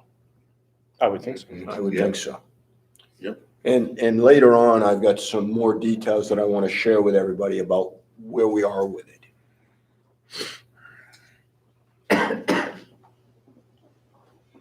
Are we allowed to specifically allocate this 175 in the reserve, where it goes in the reserve, or it just, We don't have a line item in the reserve. It's just a, would it have to stay as pickleball, or could we deal with that at another time? Could this then go into the Tiki reserve? I'll let Belinda confirm it, but I believe that you could expend it on a different item. That's what I would. Andy, I couldn't hear your answer. I'm sorry. I said I would want to have Belinda confirm it, and I know she's working on what she's working on, but I believe that you could spend it on a different item. Just because you called it that doesn't mean it has to stay that forever and ever. Denise, I guess, we're through May now. April and May, we had an increase in dining participation, slowly. Yeah. Do you have any projections on what that may be, how that affects us as we go forward for the 2021, 2022 budget year? Are you still comfortable with the, I think it's 700,000 in restaurant revenue that you've plugged in there? Yeah, that, my food and beverage staff was a little scared with that number, thinking it was a little much, but I'm comfortable with it because unless we have another COVID crash, we are on an upward swing. And before COVID, we had hit 850,000 as our revenue. It had increased year upon year upon year. And I'd like to see that upswing happen again. And we are getting more and more each month. Of course, we're going into summer, which will go down a little bit. But I'm comfortable with that if we do not have another COVID situation. Well, what might be helpful, just to bring it to the board at our next meeting, would be to say, here's April and May of 2021. Here's April and May of 2020, when we were literally almost shut down. Yeah. And you can see, so we can see whether there's a trend developing, et cetera. Absolutely. I can email that to you. So you'll have the revenue of what's happening. And your outside events are included in that number, correct? Yes. Yes. Which are, I think you said you're seeing a significant increase? Yes, we are. Obviously from last year. Yeah, Many and- increases would And be a that's gonna significant help increase. really carry us, hopefully, our goal is to hit this year's budget of 632,000. We're still far from that.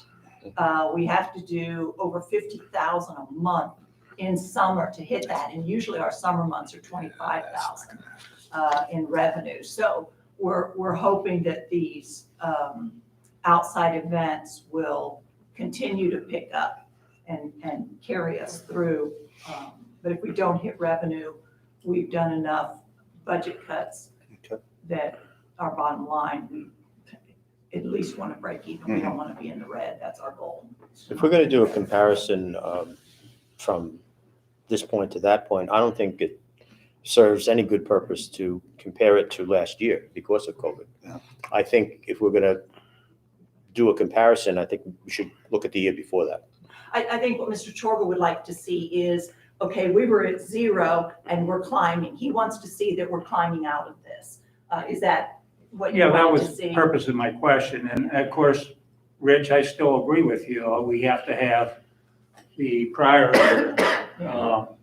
numbers. I guess in comments from residents, we, in a full year, 2018, 2019, we still had a deficit of 330 or 350,000. So I think we're trying to look to see, are there ways to reduce that deficit as we go forward? Now, this may be difficult as we're rebuilding, but we'd certainly like to look at that number going forward.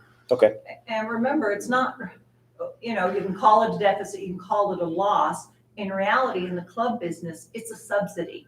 Well, Yeah, we're subsidizing, and we're not a regular restaurant that's profitable. It is a subsidy, just as tennis doesn't make money. It never, ever will. And fitness we could, but we don't because we're subsidizing this for our Well, members. I guess the point I would make is if we're subsidizing that, are there things that we can do to increase revenues and reduce subsidies going forward? I understand the Yeah. general And point that you're making. revenue is the golden key. The higher that restaurant revenue, the less that subsidy becomes. That's the key. Is you've got this budget, and we saw that the year where we had such a huge increase in revenue over the budget, where that subsidy did drop, and that's the key. We have to get higher revenues in the restaurant to help. What's in a restaurant, it's in events and Yeah. other things that Yeah, you and Vesta might be bringing as proposals, for operations. well, you have your two revenue sources, your two main revenue sources, and that is tax roll and the F&B. And my goal is never to raise that tax roll, just to keep trying to raise that food and beverage revenue. And not take more money from the residents that. What? we need. While, are you ready, Belinda? No. Okay. Mr. Chairman, let me raise one other issue that I would like to get some consideration. Sure. The recreation pool, and I think we all know what went on the last week or so. I don't know if you've all seen the report from Mike, but he sent us a report with the chemicals. And his report shows that the chemicals are way out of balance in general. And I've asked Denise to look at that a little bit. And also, we've used up the second pump now. Yeah. So I've had a long talk with Charlie about what went on, and it is what it is. I don't know that it's acceptable or not acceptable, but we can't get ourselves into that situation again, We so. melted the pump, right? Well, Right. the pump burned up, and I don't know if it happened at night, but what happened, it ended up burning the shaft shaft, also. So we had the pump, Had the and that pump. was great. When they went to put it in, they realized that the rings and the shaft, everything else was a mess. And Right. being that this is equipment from overseas, German equipment, last time I think it took 6 weeks to 8 Took a long weeks to time. get this. You know that Sarasota National's in the same boat. Yeah, Their pool was down as well, yeah. Oh, were they? from what I'm told, yes. So, the ended up, unfortunately, that we had that shaft, and then I think, oh geez, now we have to keep a shaft. I'm gonna order another pump now. Okay. We have. He said with the amount of use that we have, this is gonna be every 2 to 3 year Well, what situation, do- unfortunately. What about the shaft and the components that make it up? Yeah, I'm gonna ask him whether I should keep one of those on hand. Now, last time we didn't have to Right, we replace did not. that. What about these results? I actually asked, And I'll, if you haven't seen it, let me yeah, pass it down. I talked You to, should, that Mike sent that to everybody. Go ahead, I please. asked Oh, yes, Bill. yes. Yeah, I've got it at home. I Okay. just To didn't try and print it. get me a report on this. Now, when I talked to Mr. Krejci, he said that he looked back at our records. I had the book that had all of our Right. records in it, and he said, this has been, our pH balance has been at this level for years and years, and the pool water is good. So he wasn't concerned about that number. He was concerned about consistency. And he was saying in his pool, the number is higher, but that's a home pool. It isn't a public, so to speak, pool where you have hundreds and hundreds of people in it, thousands through the season. So I was going to ask Bill to do this, and I had also been asked to get a copy of the contract. The contract was before my time. I've looked Who's Bill? everywhere. Bill is our pool maintenance Right. technician. And he does a lot more than just put the chemicals in. We could get this at a lot cheaper price, but that's all they would do is test your chemicals. My issue is not him and, Yeah. something is not right. Well, like I said, I'm gonna talk to him to find out, if these chemicals, why there's such a discrepancy Okay. here, and trying to get that answer. When I asked him for the contract, and then turned around and asked for this, he got very upset. And he said, wow, the bill for that pump, all that stuff, and that was with already having the pump, was $3,400, somewhere in there. They wanted cash that day. That was the He labor, coughed it up. the labor portion. Yes, he Yeah. coughed it up. I was not here, and he said, I'll take care of it, Denise, because you've always taken care of me. And he coughed up that money, paid these people, is waiting for his check now. And when I asked for the contract, and then I asked for this, he said. Now, which contract? His contract. Bill's contract. Bill's contract Okay. with us. He got very upset, and he said, it looks like you guys don't appreciate what I do. I'm giving you my resignation. Yeah. And I immediately got back to him and said, absolutely Right, not, that's not the no, please, we appreciate what you do. And I just begged him, please don't give me your Right, resignation. That's not. I'm gonna be talking with him on the phone today. He's hard to get a hold of because he goes Right, from home to home. This man goes above and beyond everything in checking our Well, we're equipment. waiting And for some I think numbers. there's an explanation for these Okay, numbers. okay. I don't think our pool water is in bad shape, but I need to get it from Okay. him because. Okay. Okay, You get it? for you. I had requested a copy of the contract. I said, well, what's going on? Who's maintaining our pool? Do we have any preventive methods we could have used to address this issue? So I asked for the contract, and Denise said she didn't have it. So I said, we should have contracts of most of our service people. So, but now With all he's of them, I telling me think. he's gonna quit. That gives me, puts me on notice. Well, We better have a backup. Well, I put him, I told him, I said, this is just, we did this with fitness contractors, we Right, did it with the tennis. I said, we're just cleaning house here, Right. trying to make sure all of our contracts are in line. I tried to explain to him that that's what we're doing. And And hopefully that's good enough. He said he would not leave us in the lurch. If he gives notice, he said he would wait with that. But again, I've told him it's not the case that we're looking for someone else. Right. That we were just, We're we're trying to just understand. trying to organize and Okay. get things. Belinda has some information. 181. 181? Okay. Oh. Okay. So, Oh, it's 1,000 more. all right, so while I don't know what the price is, where are we gonna get the rest of the money? If we add the tiki, it's 356. What's the 356? Putting the If you 175 add to the it. 175 into that, to the tiki. Okay. So what I'm asking is, do we need something in here so that if the time comes and the board says yes, we can do something? Now is the time to add it if you are going to consider it for next budget. Because once that June 15th Right. deadline passes, you can't make any changes. You Yeah. don't Okay. make any You're into changes. another budget year, so. All right, do you want me to talk where we are, or Well, what do you want? You think, well, I don't know what your number is, but do you, another 100,000 do it? What would it take? Well, I don't know the number. I think I've always been careful to not say a number because the architect hasn't done his work.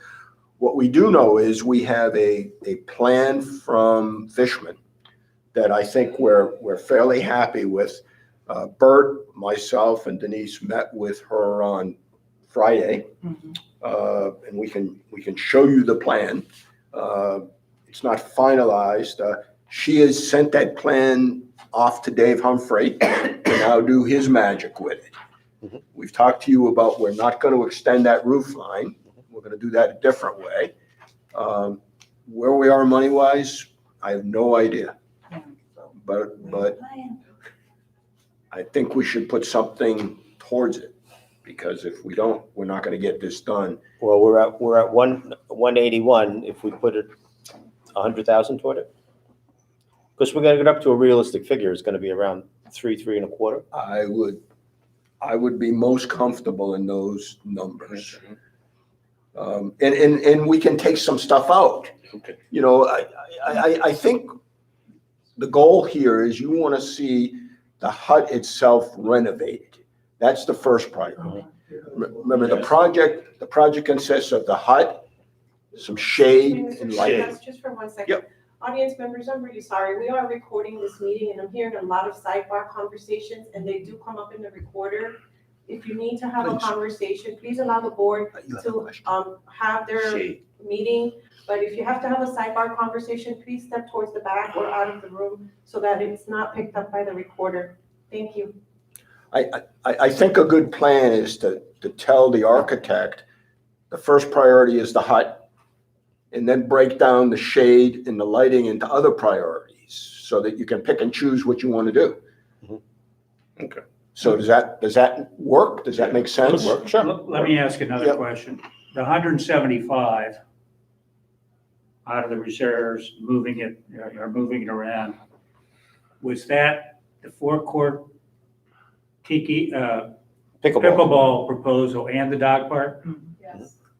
So we know that's going to be considerably less if 2 courts are acceptable to residents who want to play pickleball and to residents in general because it takes up some space. I think that's another year's discussion, another budget year's discussion. It's going to Quite take more honestly. discussion on our part, and we can't give what we don't have. Right. The idea of 4 courts, and this is away from the budget, but the idea of 4 courts is off the table because we don't have the room. And so it's going to have to be a smaller project, which would have a smaller price tag, if it's going to go at all. We tried. Understand, and that's, we have to continue to move forward. Yeah, with this. yeah. So what you're saying is that if we took that, if we had in mind adding that 175 to the 181 for the renovation? You'd probably be close to your numbers, and we'd count on Steve to get a sharper pen and pencil. Well, look, I hear you clearly. None of us want to spend more money out there than we absolutely have to get what we want. And we've been very diligent about that. I just want to add something. I just remember, we've had multiple discussions on this, obviously, but I remember us, prior board, current board, comfortable somewhere around the 3 to 350 range. That's all I remember. No, put words in my mouth. I was never comfortable with 300,000. Well, I'm saying the board. I think that. Yeah, in general, the board was. Yeah. I'm not saying Some of us were not. The number that had been floated around was 400. That was the number that we had talked. You were forced to say at one of the meetings. Right. I remember it well. And I do mean forced. We're not gonna relive that. Yeah. Belinda, this 175 came out of the River Club unallocated funds or surplus funds. How much is left in that? I know we have to keep. I can't give you that number right now. We don't have the audit, first off. I'd have to review the numbers once I receive the audit. And that, if there was the 3 months that you have to keep, your budget, if there was extra 20, 30, 40,000, that doesn't have to be decided. That's not to do with this budget, correct? That would just be a board decision. Anytime you budget funds for a project, for example, pickleball, and you have the funds budgeted, it's recommended that you place those funds into your reserve account. If the board wants to have a discussion about unallocated amounts, you can, meaning not unallocated, but surplus from prior years. Right. So that is something that you can discuss. I'm always going to warn you on the caution side. Every year. Which I Right. always do. Yep. But if there is the availability, we can discuss it at the public hearing. But we had also, some time ago, talked about the amount in our reserve funds and that it needs to be bolstered a bit. Yes. And would you have a suggestion on how much we should add to those funds? No. That'll I come think from we the should committee. give the committee the opportunity to do their portion, which I know that they're working towards it, so that they can finally get a revised study or a proposal for a revised study, and we can work towards, the proper allocations and amounts.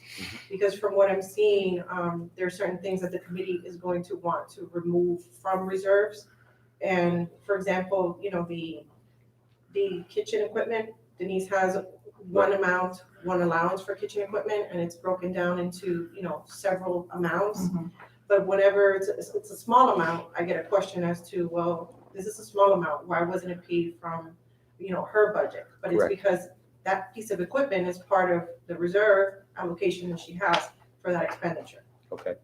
So I would give the Reserve Study Committee the opportunity to really study the studies and come back with recommendations to the board. But you're gonna Instead need of just that, making assumptions, because it's very difficult for me to say that. but you're gonna need that by June 15th.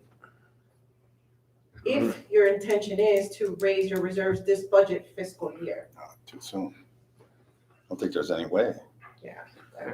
I think we're running out of time. Yeah, I don't think that they're gonna be, I don't think that they'll have the revised studies. I think that this will probably be something for implementation for the next fiscal year, not this fiscal year. I agree. Right.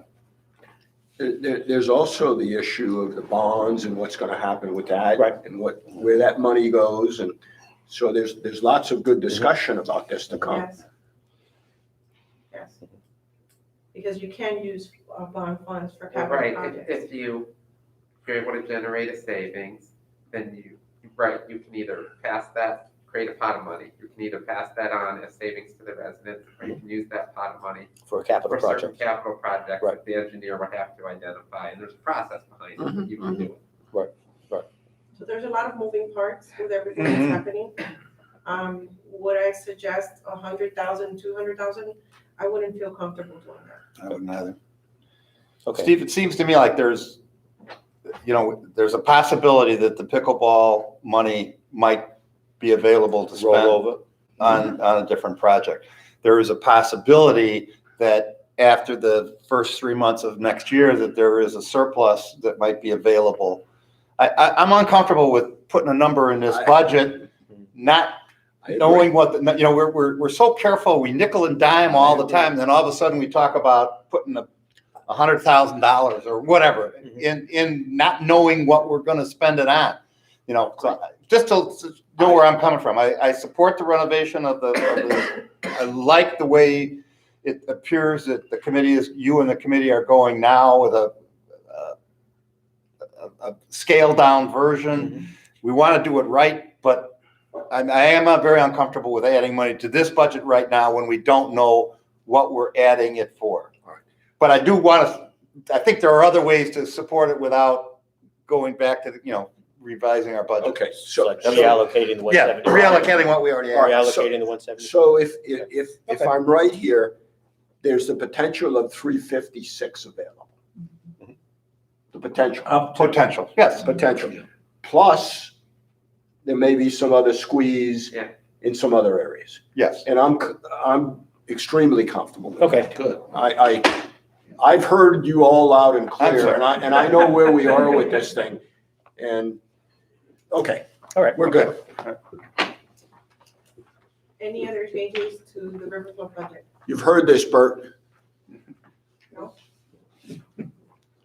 I move we accept this budget as revised. Actually, we have to do it via the resolution, that's provided. So we would need a motion to approve resolution number 2021-04, approving a proposed budget for fiscal year 2021-2022 and setting the public hearing thereon. I'll make that motion. Second. And just for the record, that budget would be as discussed on the record here. Yes, with the changes made. With changes made. Any further discussion? Can you recap the increase to residents, please? I would have to modify the assessment. But give me a range. You'll have to give me 5 minutes. Okay. Wouldn't it be basically just the $20 that we added? I don't know. Well, we didn't add anything else. Well, she moved some stuff around. Well, but that doesn't change. I mean, Well, the victory changed the. well, yeah, that's what I'm trying to say. That went up. The victory went up $19, $20 per home. Okay. The landscaping went 60 grand, went from one place to another, Another place. not an That didn't- increase. That didn't affect it at all. It'll change the assessment for the reserve, but not, it'll lower the assessment. And the other money didn't do anything. It just kind of placeholder. Right. It's going to be fairly close to what. Yeah. And I thought during the budget workshop, here. we thought we were pretty even, right? Right, close. They're around, what's showing, at least in the agenda package here before this. Okay. thing But you just we can did, move on. Is around, 2 to 3%? It's 2% or less. The highest, I think, is. Well, like the office is 2.9. Oh, yeah. The But golf club has 3.62. Right. But for the homeowner, the Yeah. the right. highest was 188, right? 1.88. Yep. So that'll probably be a little over 2 when we're done. Something. And like we said, you can always decide. With inflation and everything, what the way it is, In August. that's pretty damn good. All right. Yeah, so it's going to be pretty close to the number that's here. We're fine. Let me just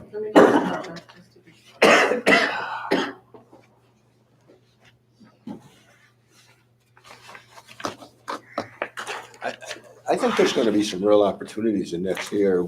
The exciting news about what happens with the bond, what happens with the reserve study. One of the things that the financial advisors do is research the underwriters and also deal with them in terms of their percentage.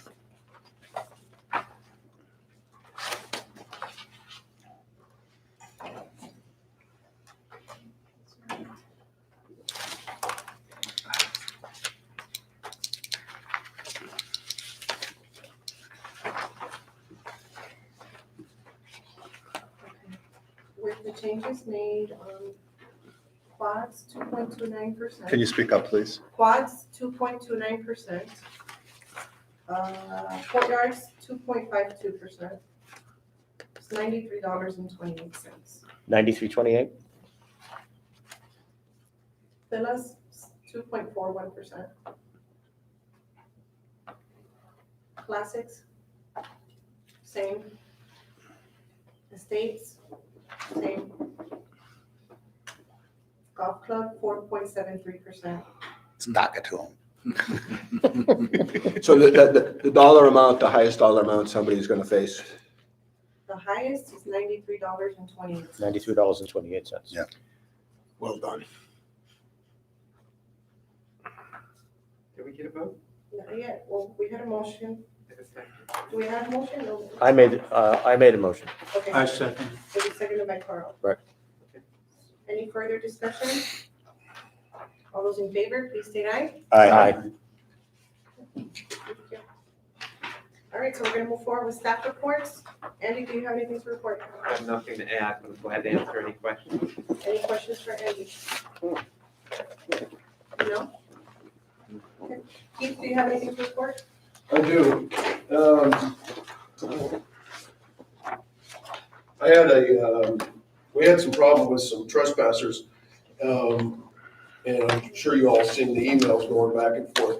I got I had Mr. Efron get with the police, probably knows the captain pretty well. The captain sent out a sergeant, and we sat down and we talked about the trespassing and what all that entails. So the police are on board now, and because there was times they come out and they go, oh, we can't do anything with that.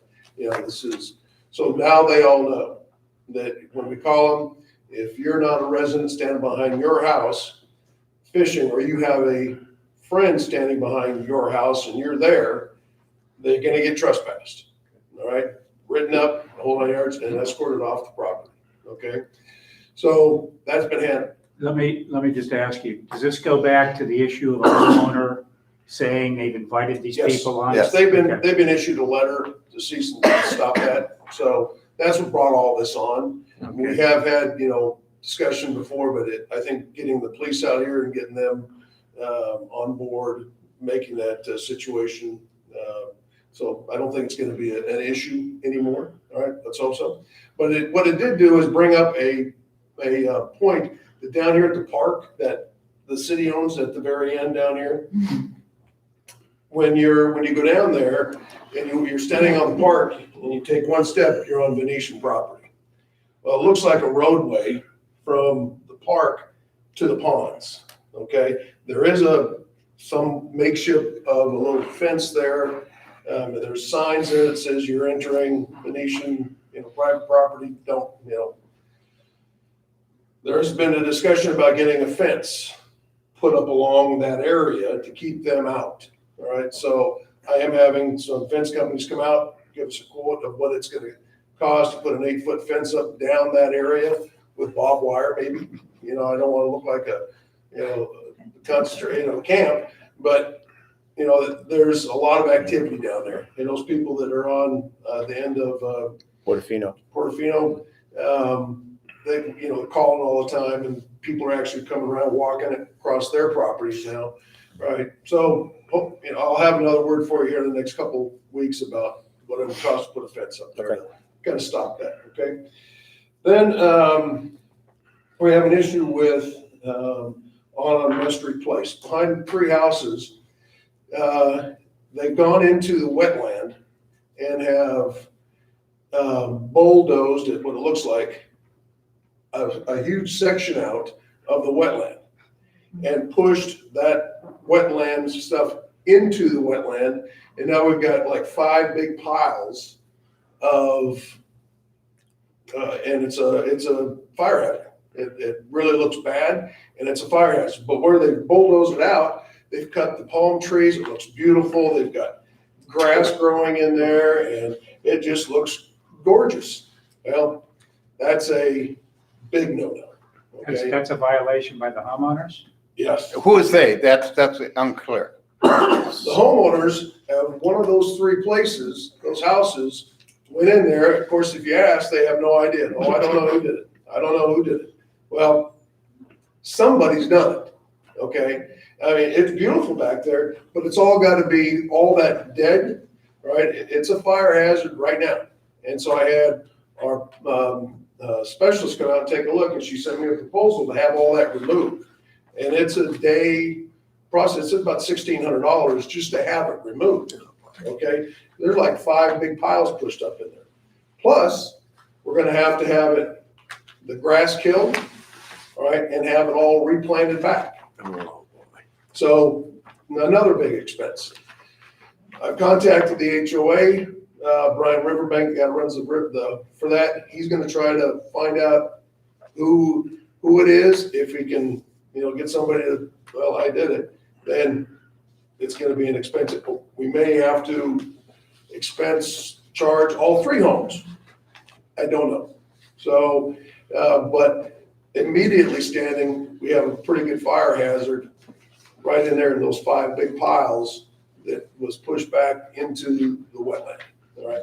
And it needs to be. It's got to be removed. So just so I understand, so whoever did this replanting work took pushed it, okay, and then planted. Oh, yeah, it's got beautiful grass down in there. The palm trees are gorgeous, all been cut up professionally, Oh, yeah, great. nicely done. He's gonna see what Bloomings is the company that is contracted for that area.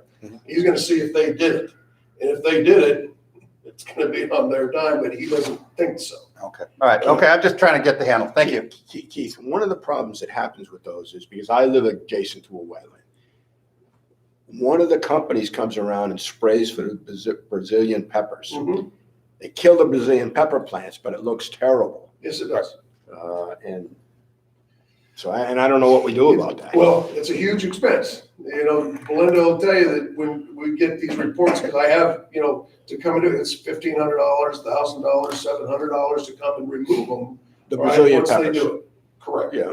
And so you can cut vertically, and if it falls on your side, Right. you can remove it. If it falls into the wetland, you're supposed to leave it there. Okay?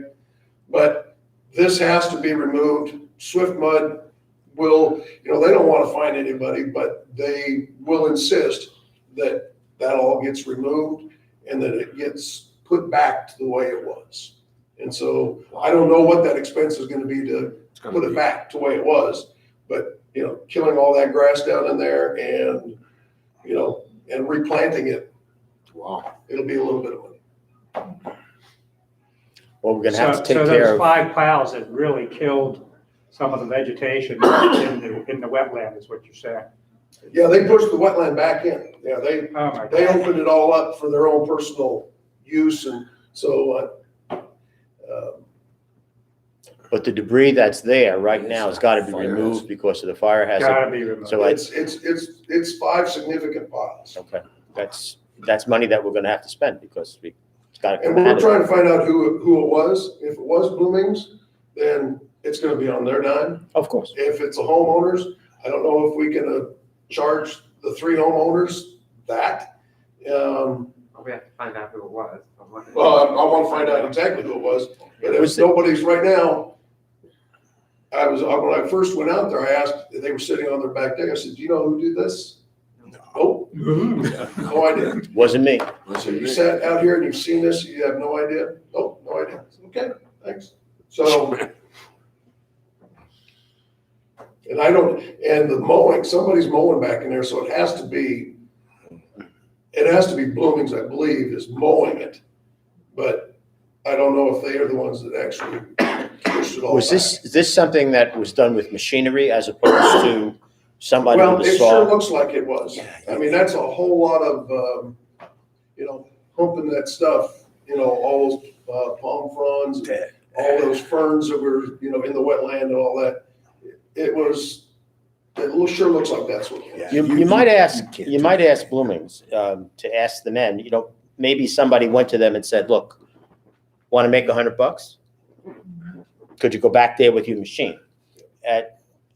Because chances are there isn't a homeowner that owns that kind of equipment that's going to do it. But somebody could reach down into their pocket and pay the guy and say, could you do that for me? That could be how it happened. So, Well, I have another discussion with Brian today, and I was going to call the HOA president for that community and see what Well, I think you should. If he knows anything, but I reached out to Brian Riverbank first and see what he can find, but I'll have that conversation with him today. Thank you. Okay, that's it. I have a question.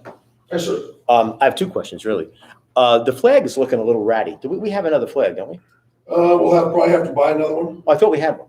I'll check and see if we have another one up there. I think it looks kind of beat up Okay, right now. So maybe take a look at it, and maybe we could replace it. sure. And do you know when those FPL trucks that are back there on the easement, they're like permanently parked there? Yeah, they've been there forever. Yeah, I'll reach out and find out why. Yeah, and when, I mean, they have like these big Yeah, they're plastic huge. bags filled with stuff, it looks like. I'm surprised the folks from Medici Terrace didn't complain about that this morning. Honestly, because the trucks have been there for weeks and weeks now. Sure, I'll find out. Okay. Yeah, if it was pickleball, they wouldn't be able to park there.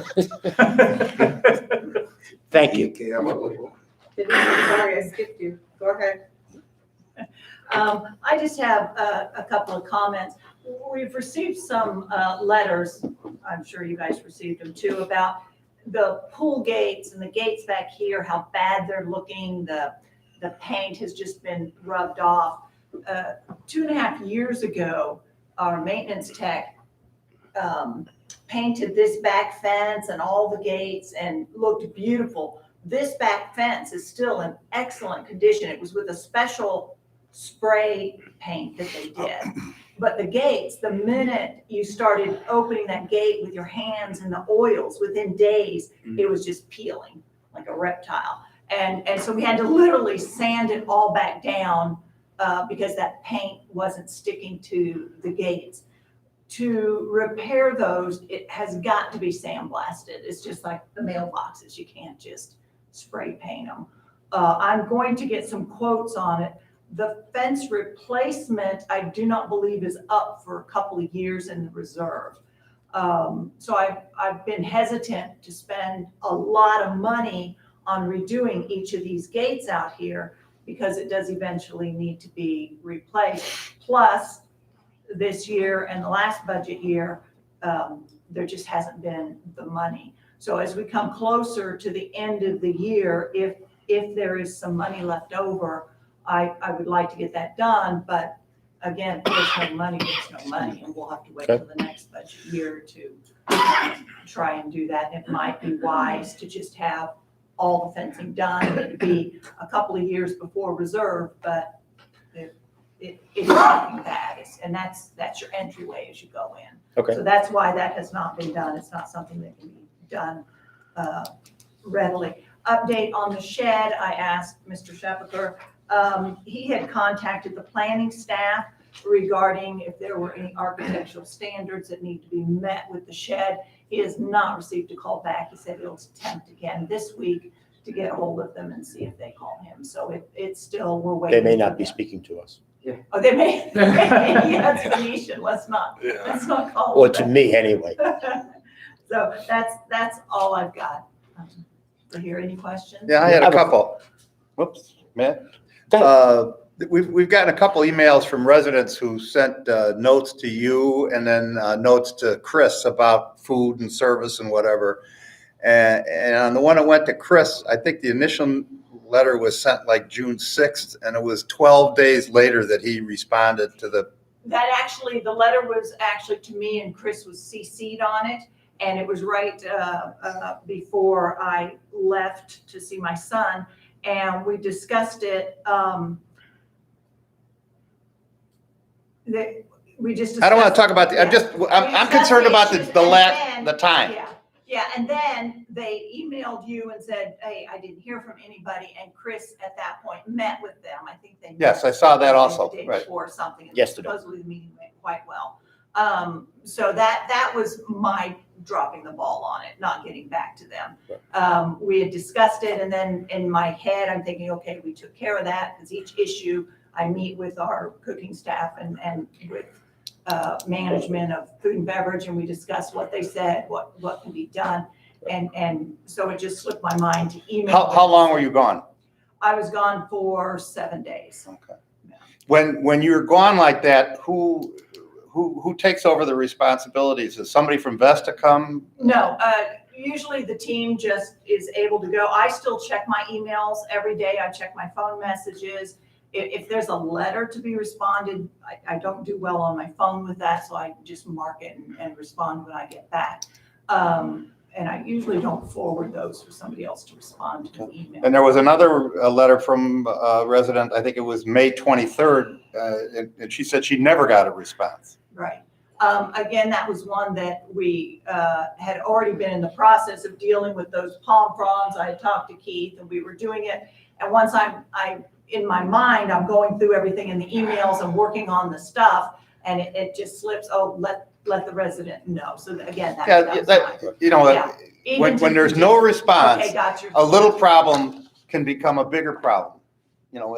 And again, I'm not telling you how to do your job. I know you do a wonderful job of what you do, but when you do drop the ball, we hear about it. And I receive probably, not from residents, but emails. I receive about 120 emails a day. And so every once in a while, they do slip through. I mark them that I'm supposed to, I flag them on my thing. And so It just, when I saw the two kind of close together. Yeah. The other thing, the whole thing with the yacht club has been very, very nice. There was a large group of us that were there last week. Do you have any idea what the prices are there? Actually, I took my management staff there. And yeah, we did. And Their happy hour goes through 8. When we were there last Thursday, the happy hour, we went inside and ate, and at 8:15, they were still giving happy hour prices for their drinks. That's nice. Well, it's nice. Yeah, I'm afraid we've made ourselves look. Yeah. Well, that's another You subsidy. You should know that. Yeah. Because, there's our competition. We're not offering that here, yet I've been over there twice and with a large group as well, and half price on their drinks. So we may be shooting ourselves in the foot. And there are some clubs who don't do happy hour at all. And this is something that when you do happy hour longer and you're selling all of your drinks for $4, your cost of goods all of a sudden go way But up. you're still making a lot of money on alcohol. We all know that. I mean, Yeah, you're making a little bit on it. You're making more than a little bit. You're not profiting on it when it goes to there. And I'll talk to the management, food and beverage managers and see if they want to extend it. Yeah, 4 to 6 for our happy hour. Do we really want to start drinking at 4? I don't personally. I think it should go later. It used to go later. Used to be 2 for 1s on a Friday night. Yeah. I think you got a new management company. Sit with them. Get with your people. And I think too, with COVID, when everything just died out, and then we're bringing it back. They had made some changes and stuff. So I'll talk to them. Anything else? Thank you. Yeah. No, I'm done. Denise, I had asked you about the general condition of the pool, and I had given you some thoughts about people going out there and being more aware and picking up those cups and this and that. And you sent back an extensive email as to what you have done. Now, I'm the only one that got that.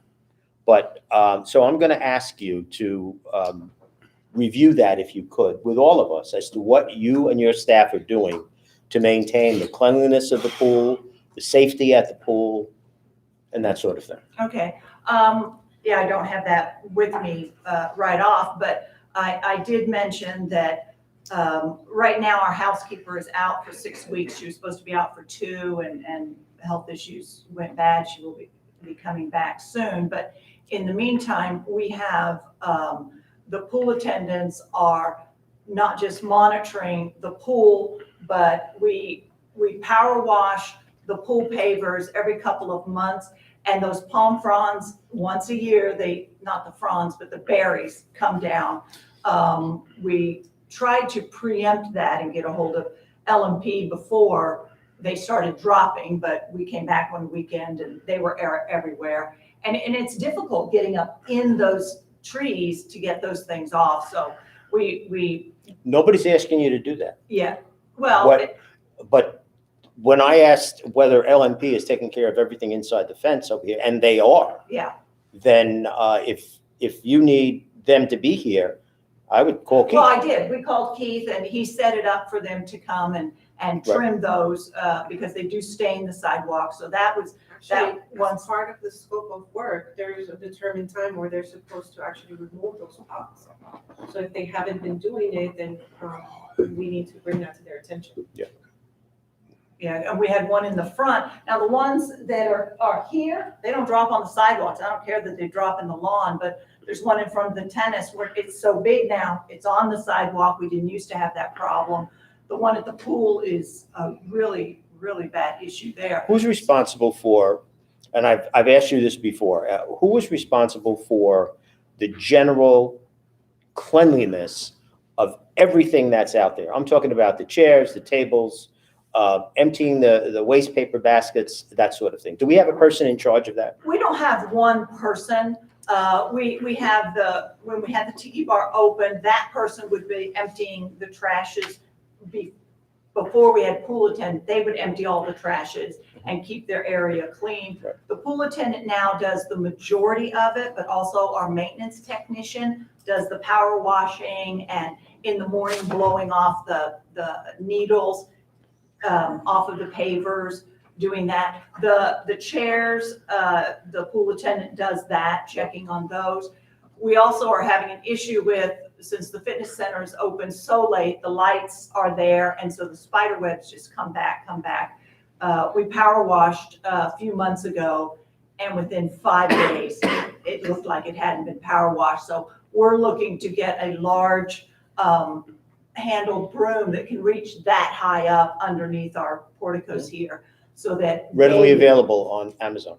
I have one at my house. yeah, and so we're gonna, it's very rough to do for the outside, and we had one and it destroyed it, and so now we're trying to find something a little sturdier to do where that can be done more often, because the power washing is every couple of months. We used to power wash once a year. But, you know, the general condition of that area comes up in emails from people. You see them as Yeah. well. And I would just like you to be aware of it and have the staff aware of it, and make a concerted effort to keep it clean, keep it safe. We've had discussions about the tiles around the pool. We spent a good deal of money last year remarciting everything. Just like to ensure that those things are remaining in good condition and that we present ourselves well here. Yeah. That's kind of important. And we did have the tiles, because that's how we noticed the issue on the tiles. On the right-hand side of the recreational pool, they were dipping and becoming a trip hazard. Mhm. That's how we found out about the sinking of the Right, tiles. right. We are still working on those, doing the spa area, the left side of the pool, and then we'll go to the lap pool and do those. Okay. Not just for safety, but seeing that they're warming. I realize you're short-staffed, but the outside area, which we all see, has got to remain a priority. And you know, I don't think how much time we spend outside actually is quite a bit. We've got our parking area, and we're still having residents, they walk their dogs on the boardwalk, and then they toss the bag over the bushes because our trash is there. And every morning, we're picking up these doggy bags. Had one at the front door the other day. Somebody put it on the side, and you know, it's not something that I really like, picking up somebody else's stuff. When there was that Dairy Queen cup, what, you know, the residents, this is their club, and all day long we're picking up. I understand that. You're right, it's something that hourly needs It would to be have a good if walk people around. policed themselves. Yeah, It would be. it would be If the nice. world were a perfect place. Yeah. But that is not the case. And unfortunately, there are some people that leave their trash for others, and that shouldn't be happening. No. But it does. And, you know, if it were in your own house, then somebody would get a smack, but we can't smack them. So we just have to ensure that when somebody else comes up, that they're not sitting in the last person's trash, that they left there. They shouldn't have left it. And I'm not saying that, hey, look, just walk away from your stuff. We pay people to clean this up. That's not what I'm saying. But for those people that are slobs or inadvertently leave stuff, we have to police it. Yeah. You know? And our pool attendant, they water all the pots around a couple times a week. We get 800 wash towels twice a week. and they fold those, they have to fold those nicely. It used to be they just took a bag and threw it on the shelf, and now we fold them and put them up, and they do the chairs as often as they can, the trash, they come inside, they help inside. The pool attendants right now are cleaning the locker rooms, the toilets. Myself and food and beverage people, Mary Ann, Dale, we've all cleaned these restrooms while our housekeeper's gone.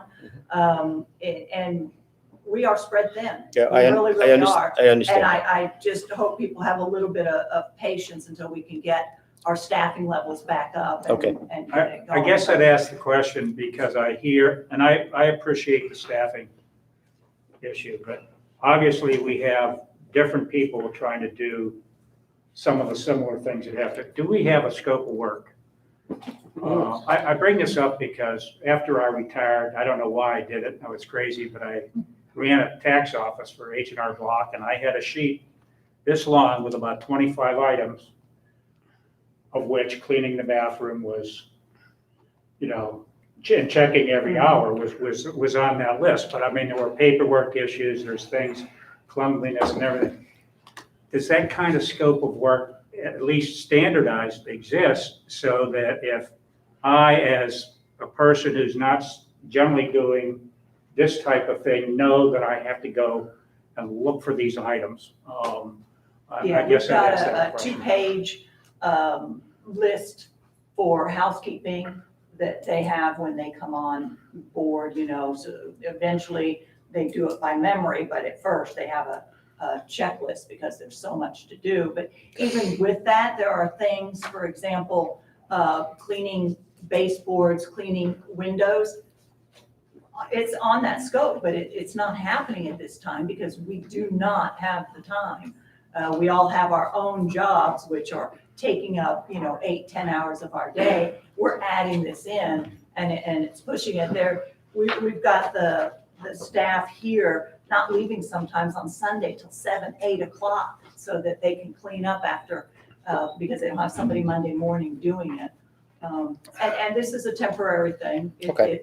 I think people will start coming back to work. They're gonna stop that federal subsidy. It will pass. And it'll. You know, it's kind of disturbing what she said. You had people being slobs, our neighbors. We all live here together. And we're going through this crisis, I guess, as it relates to employees, employers. That's front page of the New York Times yesterday. But maybe something needs to come out from this board saying, hey, neighbors, let's be more neighborly. Let's, do your part during this crisis to address those things. It's just something. As I say, if the world were a perfect place, everybody would clean up after themselves, including what their dogs leave. Yeah, but we have to address, I just think it would help if something came out signed by the chairman or, I have no problem if we, Would help. Okay. if we put together a notice of that sort, or maybe through the POA because they enforce the rules or something like that. Okay, then I have one other inquiry for Denise. When you are on vacation, how do you notify any of us, or do you notify the chairman as to when you're going? Because I know basically when I ran the department, judge or law department, I would designate someone as the acting city attorney or the acting chief judge. And I would distribute this notice. While I'm gone, you call, this is the person in charge. Okay, we have no idea when you're gone or when you're taking vacation that is, obviously needed, but there needs to be some protocol that is followed, advising the community as well as this board. I don't know if it's, we have Roy here, so it's probably a policy that Vesta has established that will probably be implemented from now on, since he's heard me speak now. Okay. Yeah, when I leave, I talk with my team and Chris Vignolini is usually the one, he's been here the longest, who knows every aspect of this club. But And that he's- doesn't address my thing. It's Yeah. notice to the general population. Or at least to us. Yeah, Us. no, I, At least We to had- us. I don't had know no what idea. E-blast the population, but you're, I will do an out of office email and personally email the board. Maybe when I'm just give us a gone for more copy of than a 3 vacation days. schedule, so that we know when you're off, we know when Chris is off, when Paul is off, when Charlie is off, a vacation schedule. That, Yeah, those are usually last minute. We don't have it very far out, but anytime Chris or one of the managers is off, I will let you know. Okay, and following up on what Rich was talking about, the pool and all, I know our fitness and pool committee have addressed these issues. And we were provided a job description by Vesta of the people that work at the pool as well as in the health center. So that's being done. As it relates, going back to the pool contractor or the maintenance guy, most of us, our pools are cleaned by these maintenance people. And, we have, I noticed one of your employees in the pool, Dina, Yeah. scraping, walking around, scraping and everything to address the scum. I didn't want to say the word scum, but scum that has accumulated on the sides of the pool, which Rich probably didn't see. But Bill why does it- isn't that a duty of the maintenance company? Bill does it once a week. He does it with a brush that brushes it standing up. He doesn't get in the pool. And Dina does it once a week. And even then, it's still not enough. She started it because between the time Bill did it and the next week when he came, it was building up. And she actually gets more detailed in underneath and spends 4 hours. Bill is not going to be here for 4 hours doing that. He takes probably an hour to do it. When he does it, it's also usually dark, maybe not now, it gets lighter, but in the season, it's dark. And the way we're addressing that are twofold. One, really pushing for people to take a shower before they get in the pool. And it's not just rinse. It's the sunscreen is what it is. The sunscreen and the tanning lotions that is getting into the water. The other thing I talked to Bill about, a chemical, and there is a chemical, I know I emailed you, I don't know if I emailed all the board about it, that is the machine that disperses the chemical is $500, and then it's about $463 or $469 a month for this chemical, which is a huge price if you did it year round. But I talked to him about next year doing it during season, especially spring break, because we are not going to get these kids to really get that sunscreen and lotions off of them. When you've got over 1,000 people a week in that pool and they're all wearing some kind of sunscreen, that's when it really gets bad. We're not going to have this issue this summer because you don't have as many people in there, so it's a little bit easier. okay. I have a couple things Well, I'd like to bring do we up. get, we didn't get to supervisor comments yet, did we? We No, finished with, we're still on staff. This is with Denise. oh, okay, I'm sorry. Okay. My first item really has to go back to if you're looking towards projecting, an increase of people coming back, getting to some type of normalcy. I remember during my sidewalk or my driveway meetings, several single people telling me that when they would be in the lounge here and be serving drinks, that was typically shut down at 6 o'clock and, service came into the dining room. Well, there's a lot of single people who either don't feel comfortable or don't want to come in and sit down by themselves to eat, but are willing to pay for drinks if the lounge area is open past the 6 o'clock. And maybe there's also, I don't know, if there's some standard appetizers that you can charge for, that would be put out. So I'd ask you to think about that as we move into, a more normal operation and what we can do to address another subset of our community who feels like they're left out. Yeah, And you had mentioned that to me before, and I talked to staff, and they said they don't shut it down, you quit, go home. What they do is the bartender just comes in to help here because we are now packed with 130 people. But they actually go back and forth. So if the person needed another drink, they could stop the bartender. Yeah. But to have somebody just stand there for 4 people all night and we're slammed in here, we try and get our Well, we no, try and get I our understand. staff used as much as we can. Look, I understand what you're talking about.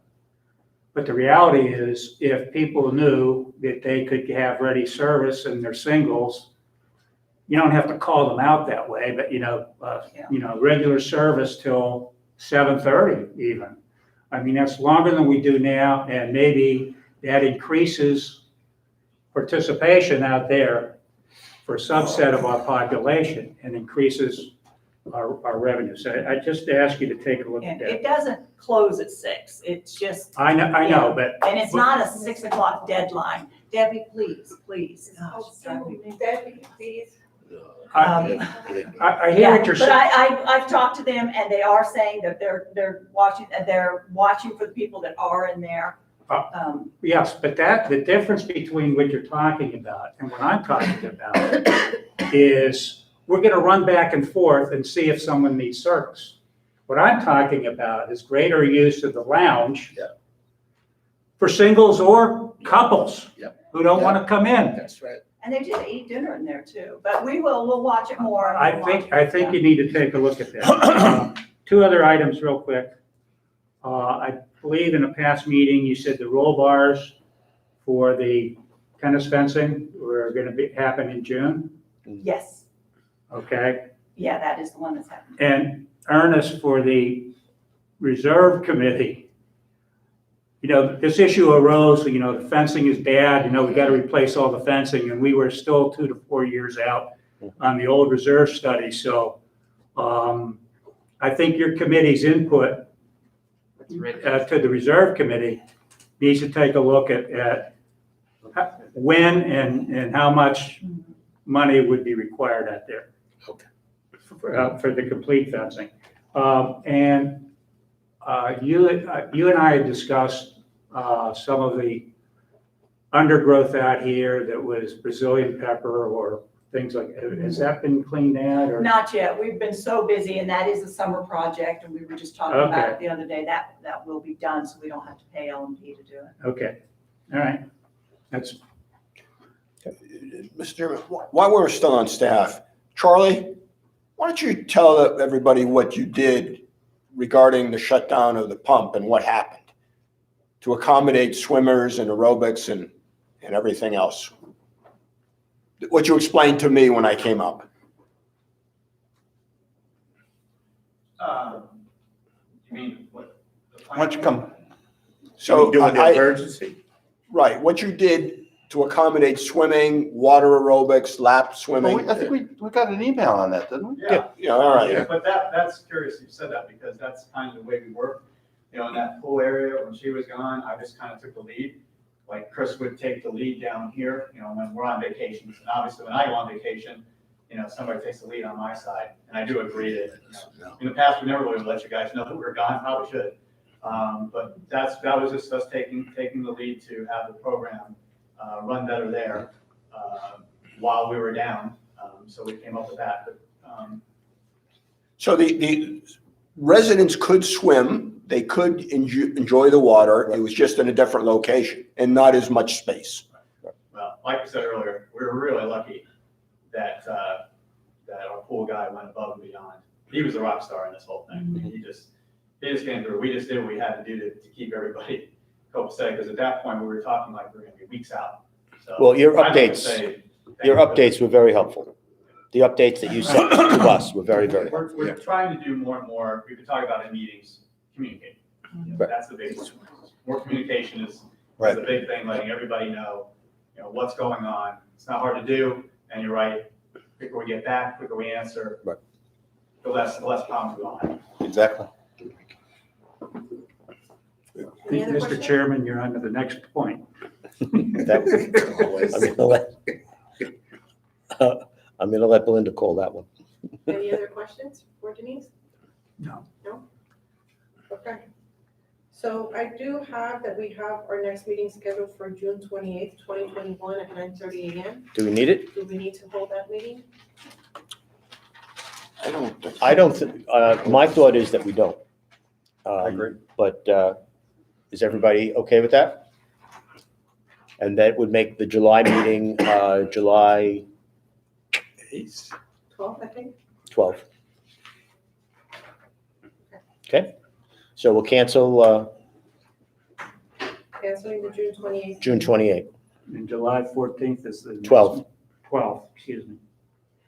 Mr. Bronco, on my calendar here, I had written down under that 28th board meeting, RFP bonds from Reserve Committee. Was that a date that you were going to present something or I don't know why? They were hoping to have that information back, but this will give them a little bit of extra time, so it's not gonna, Okay. not gonna impact them. Any questions for me? Supervisor requests or comments? Are there any supervisor requests or comments? I have a couple of comments. I gave everybody the most recent Fidelity update, which I believe was April's or so. And the next POA meeting is July 7th, and Judge Book is going to be there. July 7th. Okay. Okay. Yeah, because that's your schedule. I Your have it diary. It's online, I believe. You can, you don't have to be there physically. Okay. Just a couple of things regarding Vesta. A little disappointment a couple of weeks ago. It came to my attention. I asked Denise how things were going with payments, and I discovered that Cheney Brothers had, I guess, 5 invoices that weren't paid, and they said they weren't going to deliver. So I emailed Roy immediately, and Mr. Timmerman became involved in this, and certainly responsibility was taken, but it made it very clear that this shouldn't be happening, and I wasn't happy with it. And Roy wasn't even aware that it happened until I said to him that Cheney's not delivering. Now, the River Club stepped up and ordered from Cisco, and everything continued without missing a beat. But it was disappointing that these invoices weren't paid. I understand that the solution, because I asked for the solution, I didn't want to know this one was on vacation and this one was in the hospital and this and that. I understand all that kind of stuff, but I just want to ensure it doesn't happen again. I understand automatic payment has been put in place, so we shouldn't have any further issues. In speaking to a resident, so I feel that that issue is hopefully handled and we won't have to deal with that again. In speaking to a resident who had been to the Venice Yacht Club and was remarking about some things there, and then the conversation, it was an email conversation that went on about getting Vesta to give us a performance review. And I asked Roy, sometimes my thoughts come late on a Friday afternoon, and I'm sorry for that. But I asked Roy if there was anything like that in the future. And he said that, yes. Look, I would like this board to know, from Vesta's point of view, where are we in terms of the River Club? Where could we be and how would we get there? In terms of revenues, in terms of improvements, is everything going just fine? I'd like to get a review from Vesta, and I think Roy's going to have something available possibly as soon as July. Certainly. Good morning, everyone. I did commit to the chair that we would provide that review, and I appreciate everything in terms of how you outlined that, in terms of a look forward. But I just want the board to know that we're also committing to sort of do a look back over the last 4 to 6 months, really the first 4 months that we were officially on board. I committed to Denise before the meeting that I want the staff's input about how Vesta has done so far. I want that review to include how we feel about the staff, the committees. I want it to be a very comprehensive review. It's really going to be one of my top priorities for the next several weeks. I was looking at the calendar. I will get with you, as I said I would on Friday, as far as how you and I can go over that draft so that it feels like it meets your perspective and what you're looking for on behalf of the board. And then my intention is to be here at your July board meeting on the 12th, and we can go through it however long you guys would like to go through that report. Thank you. Yep. Thank you very much. I appreciate that. That sounds like it's going to take up considerable portion of the meeting. Oh, I don't know. I think, I would say it's probably going to be a half hour or so. But I think it's time well spent. And that's all I have. Any other supervisors request? I don't have anything. Mr. Kleiners? I just wanted to mention, I did attend the POA meeting last week as the CDD representative. And the big discussion was about the Comcast contract. And I think that they're going to have a survey out very soon for residents to respond about what things they want. I think they did. I thought the survey think they was did. already out. I answered one Is survey. the survey out? Excuse me, I'm gonna go finish the meeting. We sent out a survey in terms of what people would want. The intent of the next one, we're sending out, the POA sent out RFP to 4 companies, including Comcast, about potential proposals as to what they would supply once Comcast's contract expires. Once we get that and there's some viable options, we're gonna send out another survey and say, this is what we have today, this is what might happen, and compare 1 or 2 of the proposals, assuming they're there, and get residents' feedback in terms of whether they like, dislike, or and what they think about the proposals. Okay, so that's where that is. The other thing is, are you going to attend the social committee meeting Wednesday? 10 o'clock. So I covered the last Oh, one. yes, and thank you for doing that.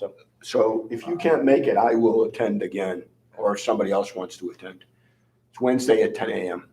I can attend. I don't know if I can attend every Wednesday meeting. Okay, but you can do this one. Okay, yours. That's it. Any other supervisor requests Well- or comments? I think we can't just sit here and not say anything about possibly the elephant in the room, and that's pickleball. Okay, we have to, I think, we haven't had any discussion about pickleball and what happened at city council since May 11th. I think it's incumbent upon us to at least advise the community of what we possibly would like to, how we would possibly like to move forward. Are we looking at the tennis courts, which I would agree that we should consider as a site, and we should also possibly have further discussions with the city with regards to a park on Laurel Avenue and a site near the train station, and talking to various train station. fire station. I'm sorry, I'm thinking I'm back in Jersey. There you go. I mean, That the Quinn there's proposal. now there was some discussion about land that was deeded to the city originally by WCI, and which resulted in the fire station being built, and possibly using some of that extra land as a site for pickleball. Shouldn't it be an agenda item? Can we Yeah. have it? What, isn't that what you're asking? I don't think we should But do it as should- supervisor no, comments. I know, but we need to, people are looking at us now saying, well, we know what happened, why haven't they mentioned it? So yes, we should possibly schedule it for discussion at the next meeting. We could do July that. 12th. July, Yeah, we could July. go one way or the other. Yeah. Exactly. Pickleball, that's what Rick wanted this Yeah. morning. But Okay. because we have not, as a board, had an opportunity to sit and talk about it at all, and I don't know how many people watched it online. I was there in person. I know Debbie was there in person. Debbie spoke on our behalf for having pickleball, but the other folks were really quite well prepared in a lot of respects. And I think that Rick did a great job. I think that Patty did a great job, but not everybody feels that same way. However, how about July 12th as an agenda item? And if in the meantime you find something else about this area of land, we'll do it. Okay. Ernest, are you familiar with the commission or the committee that's looking at this park in this corridor?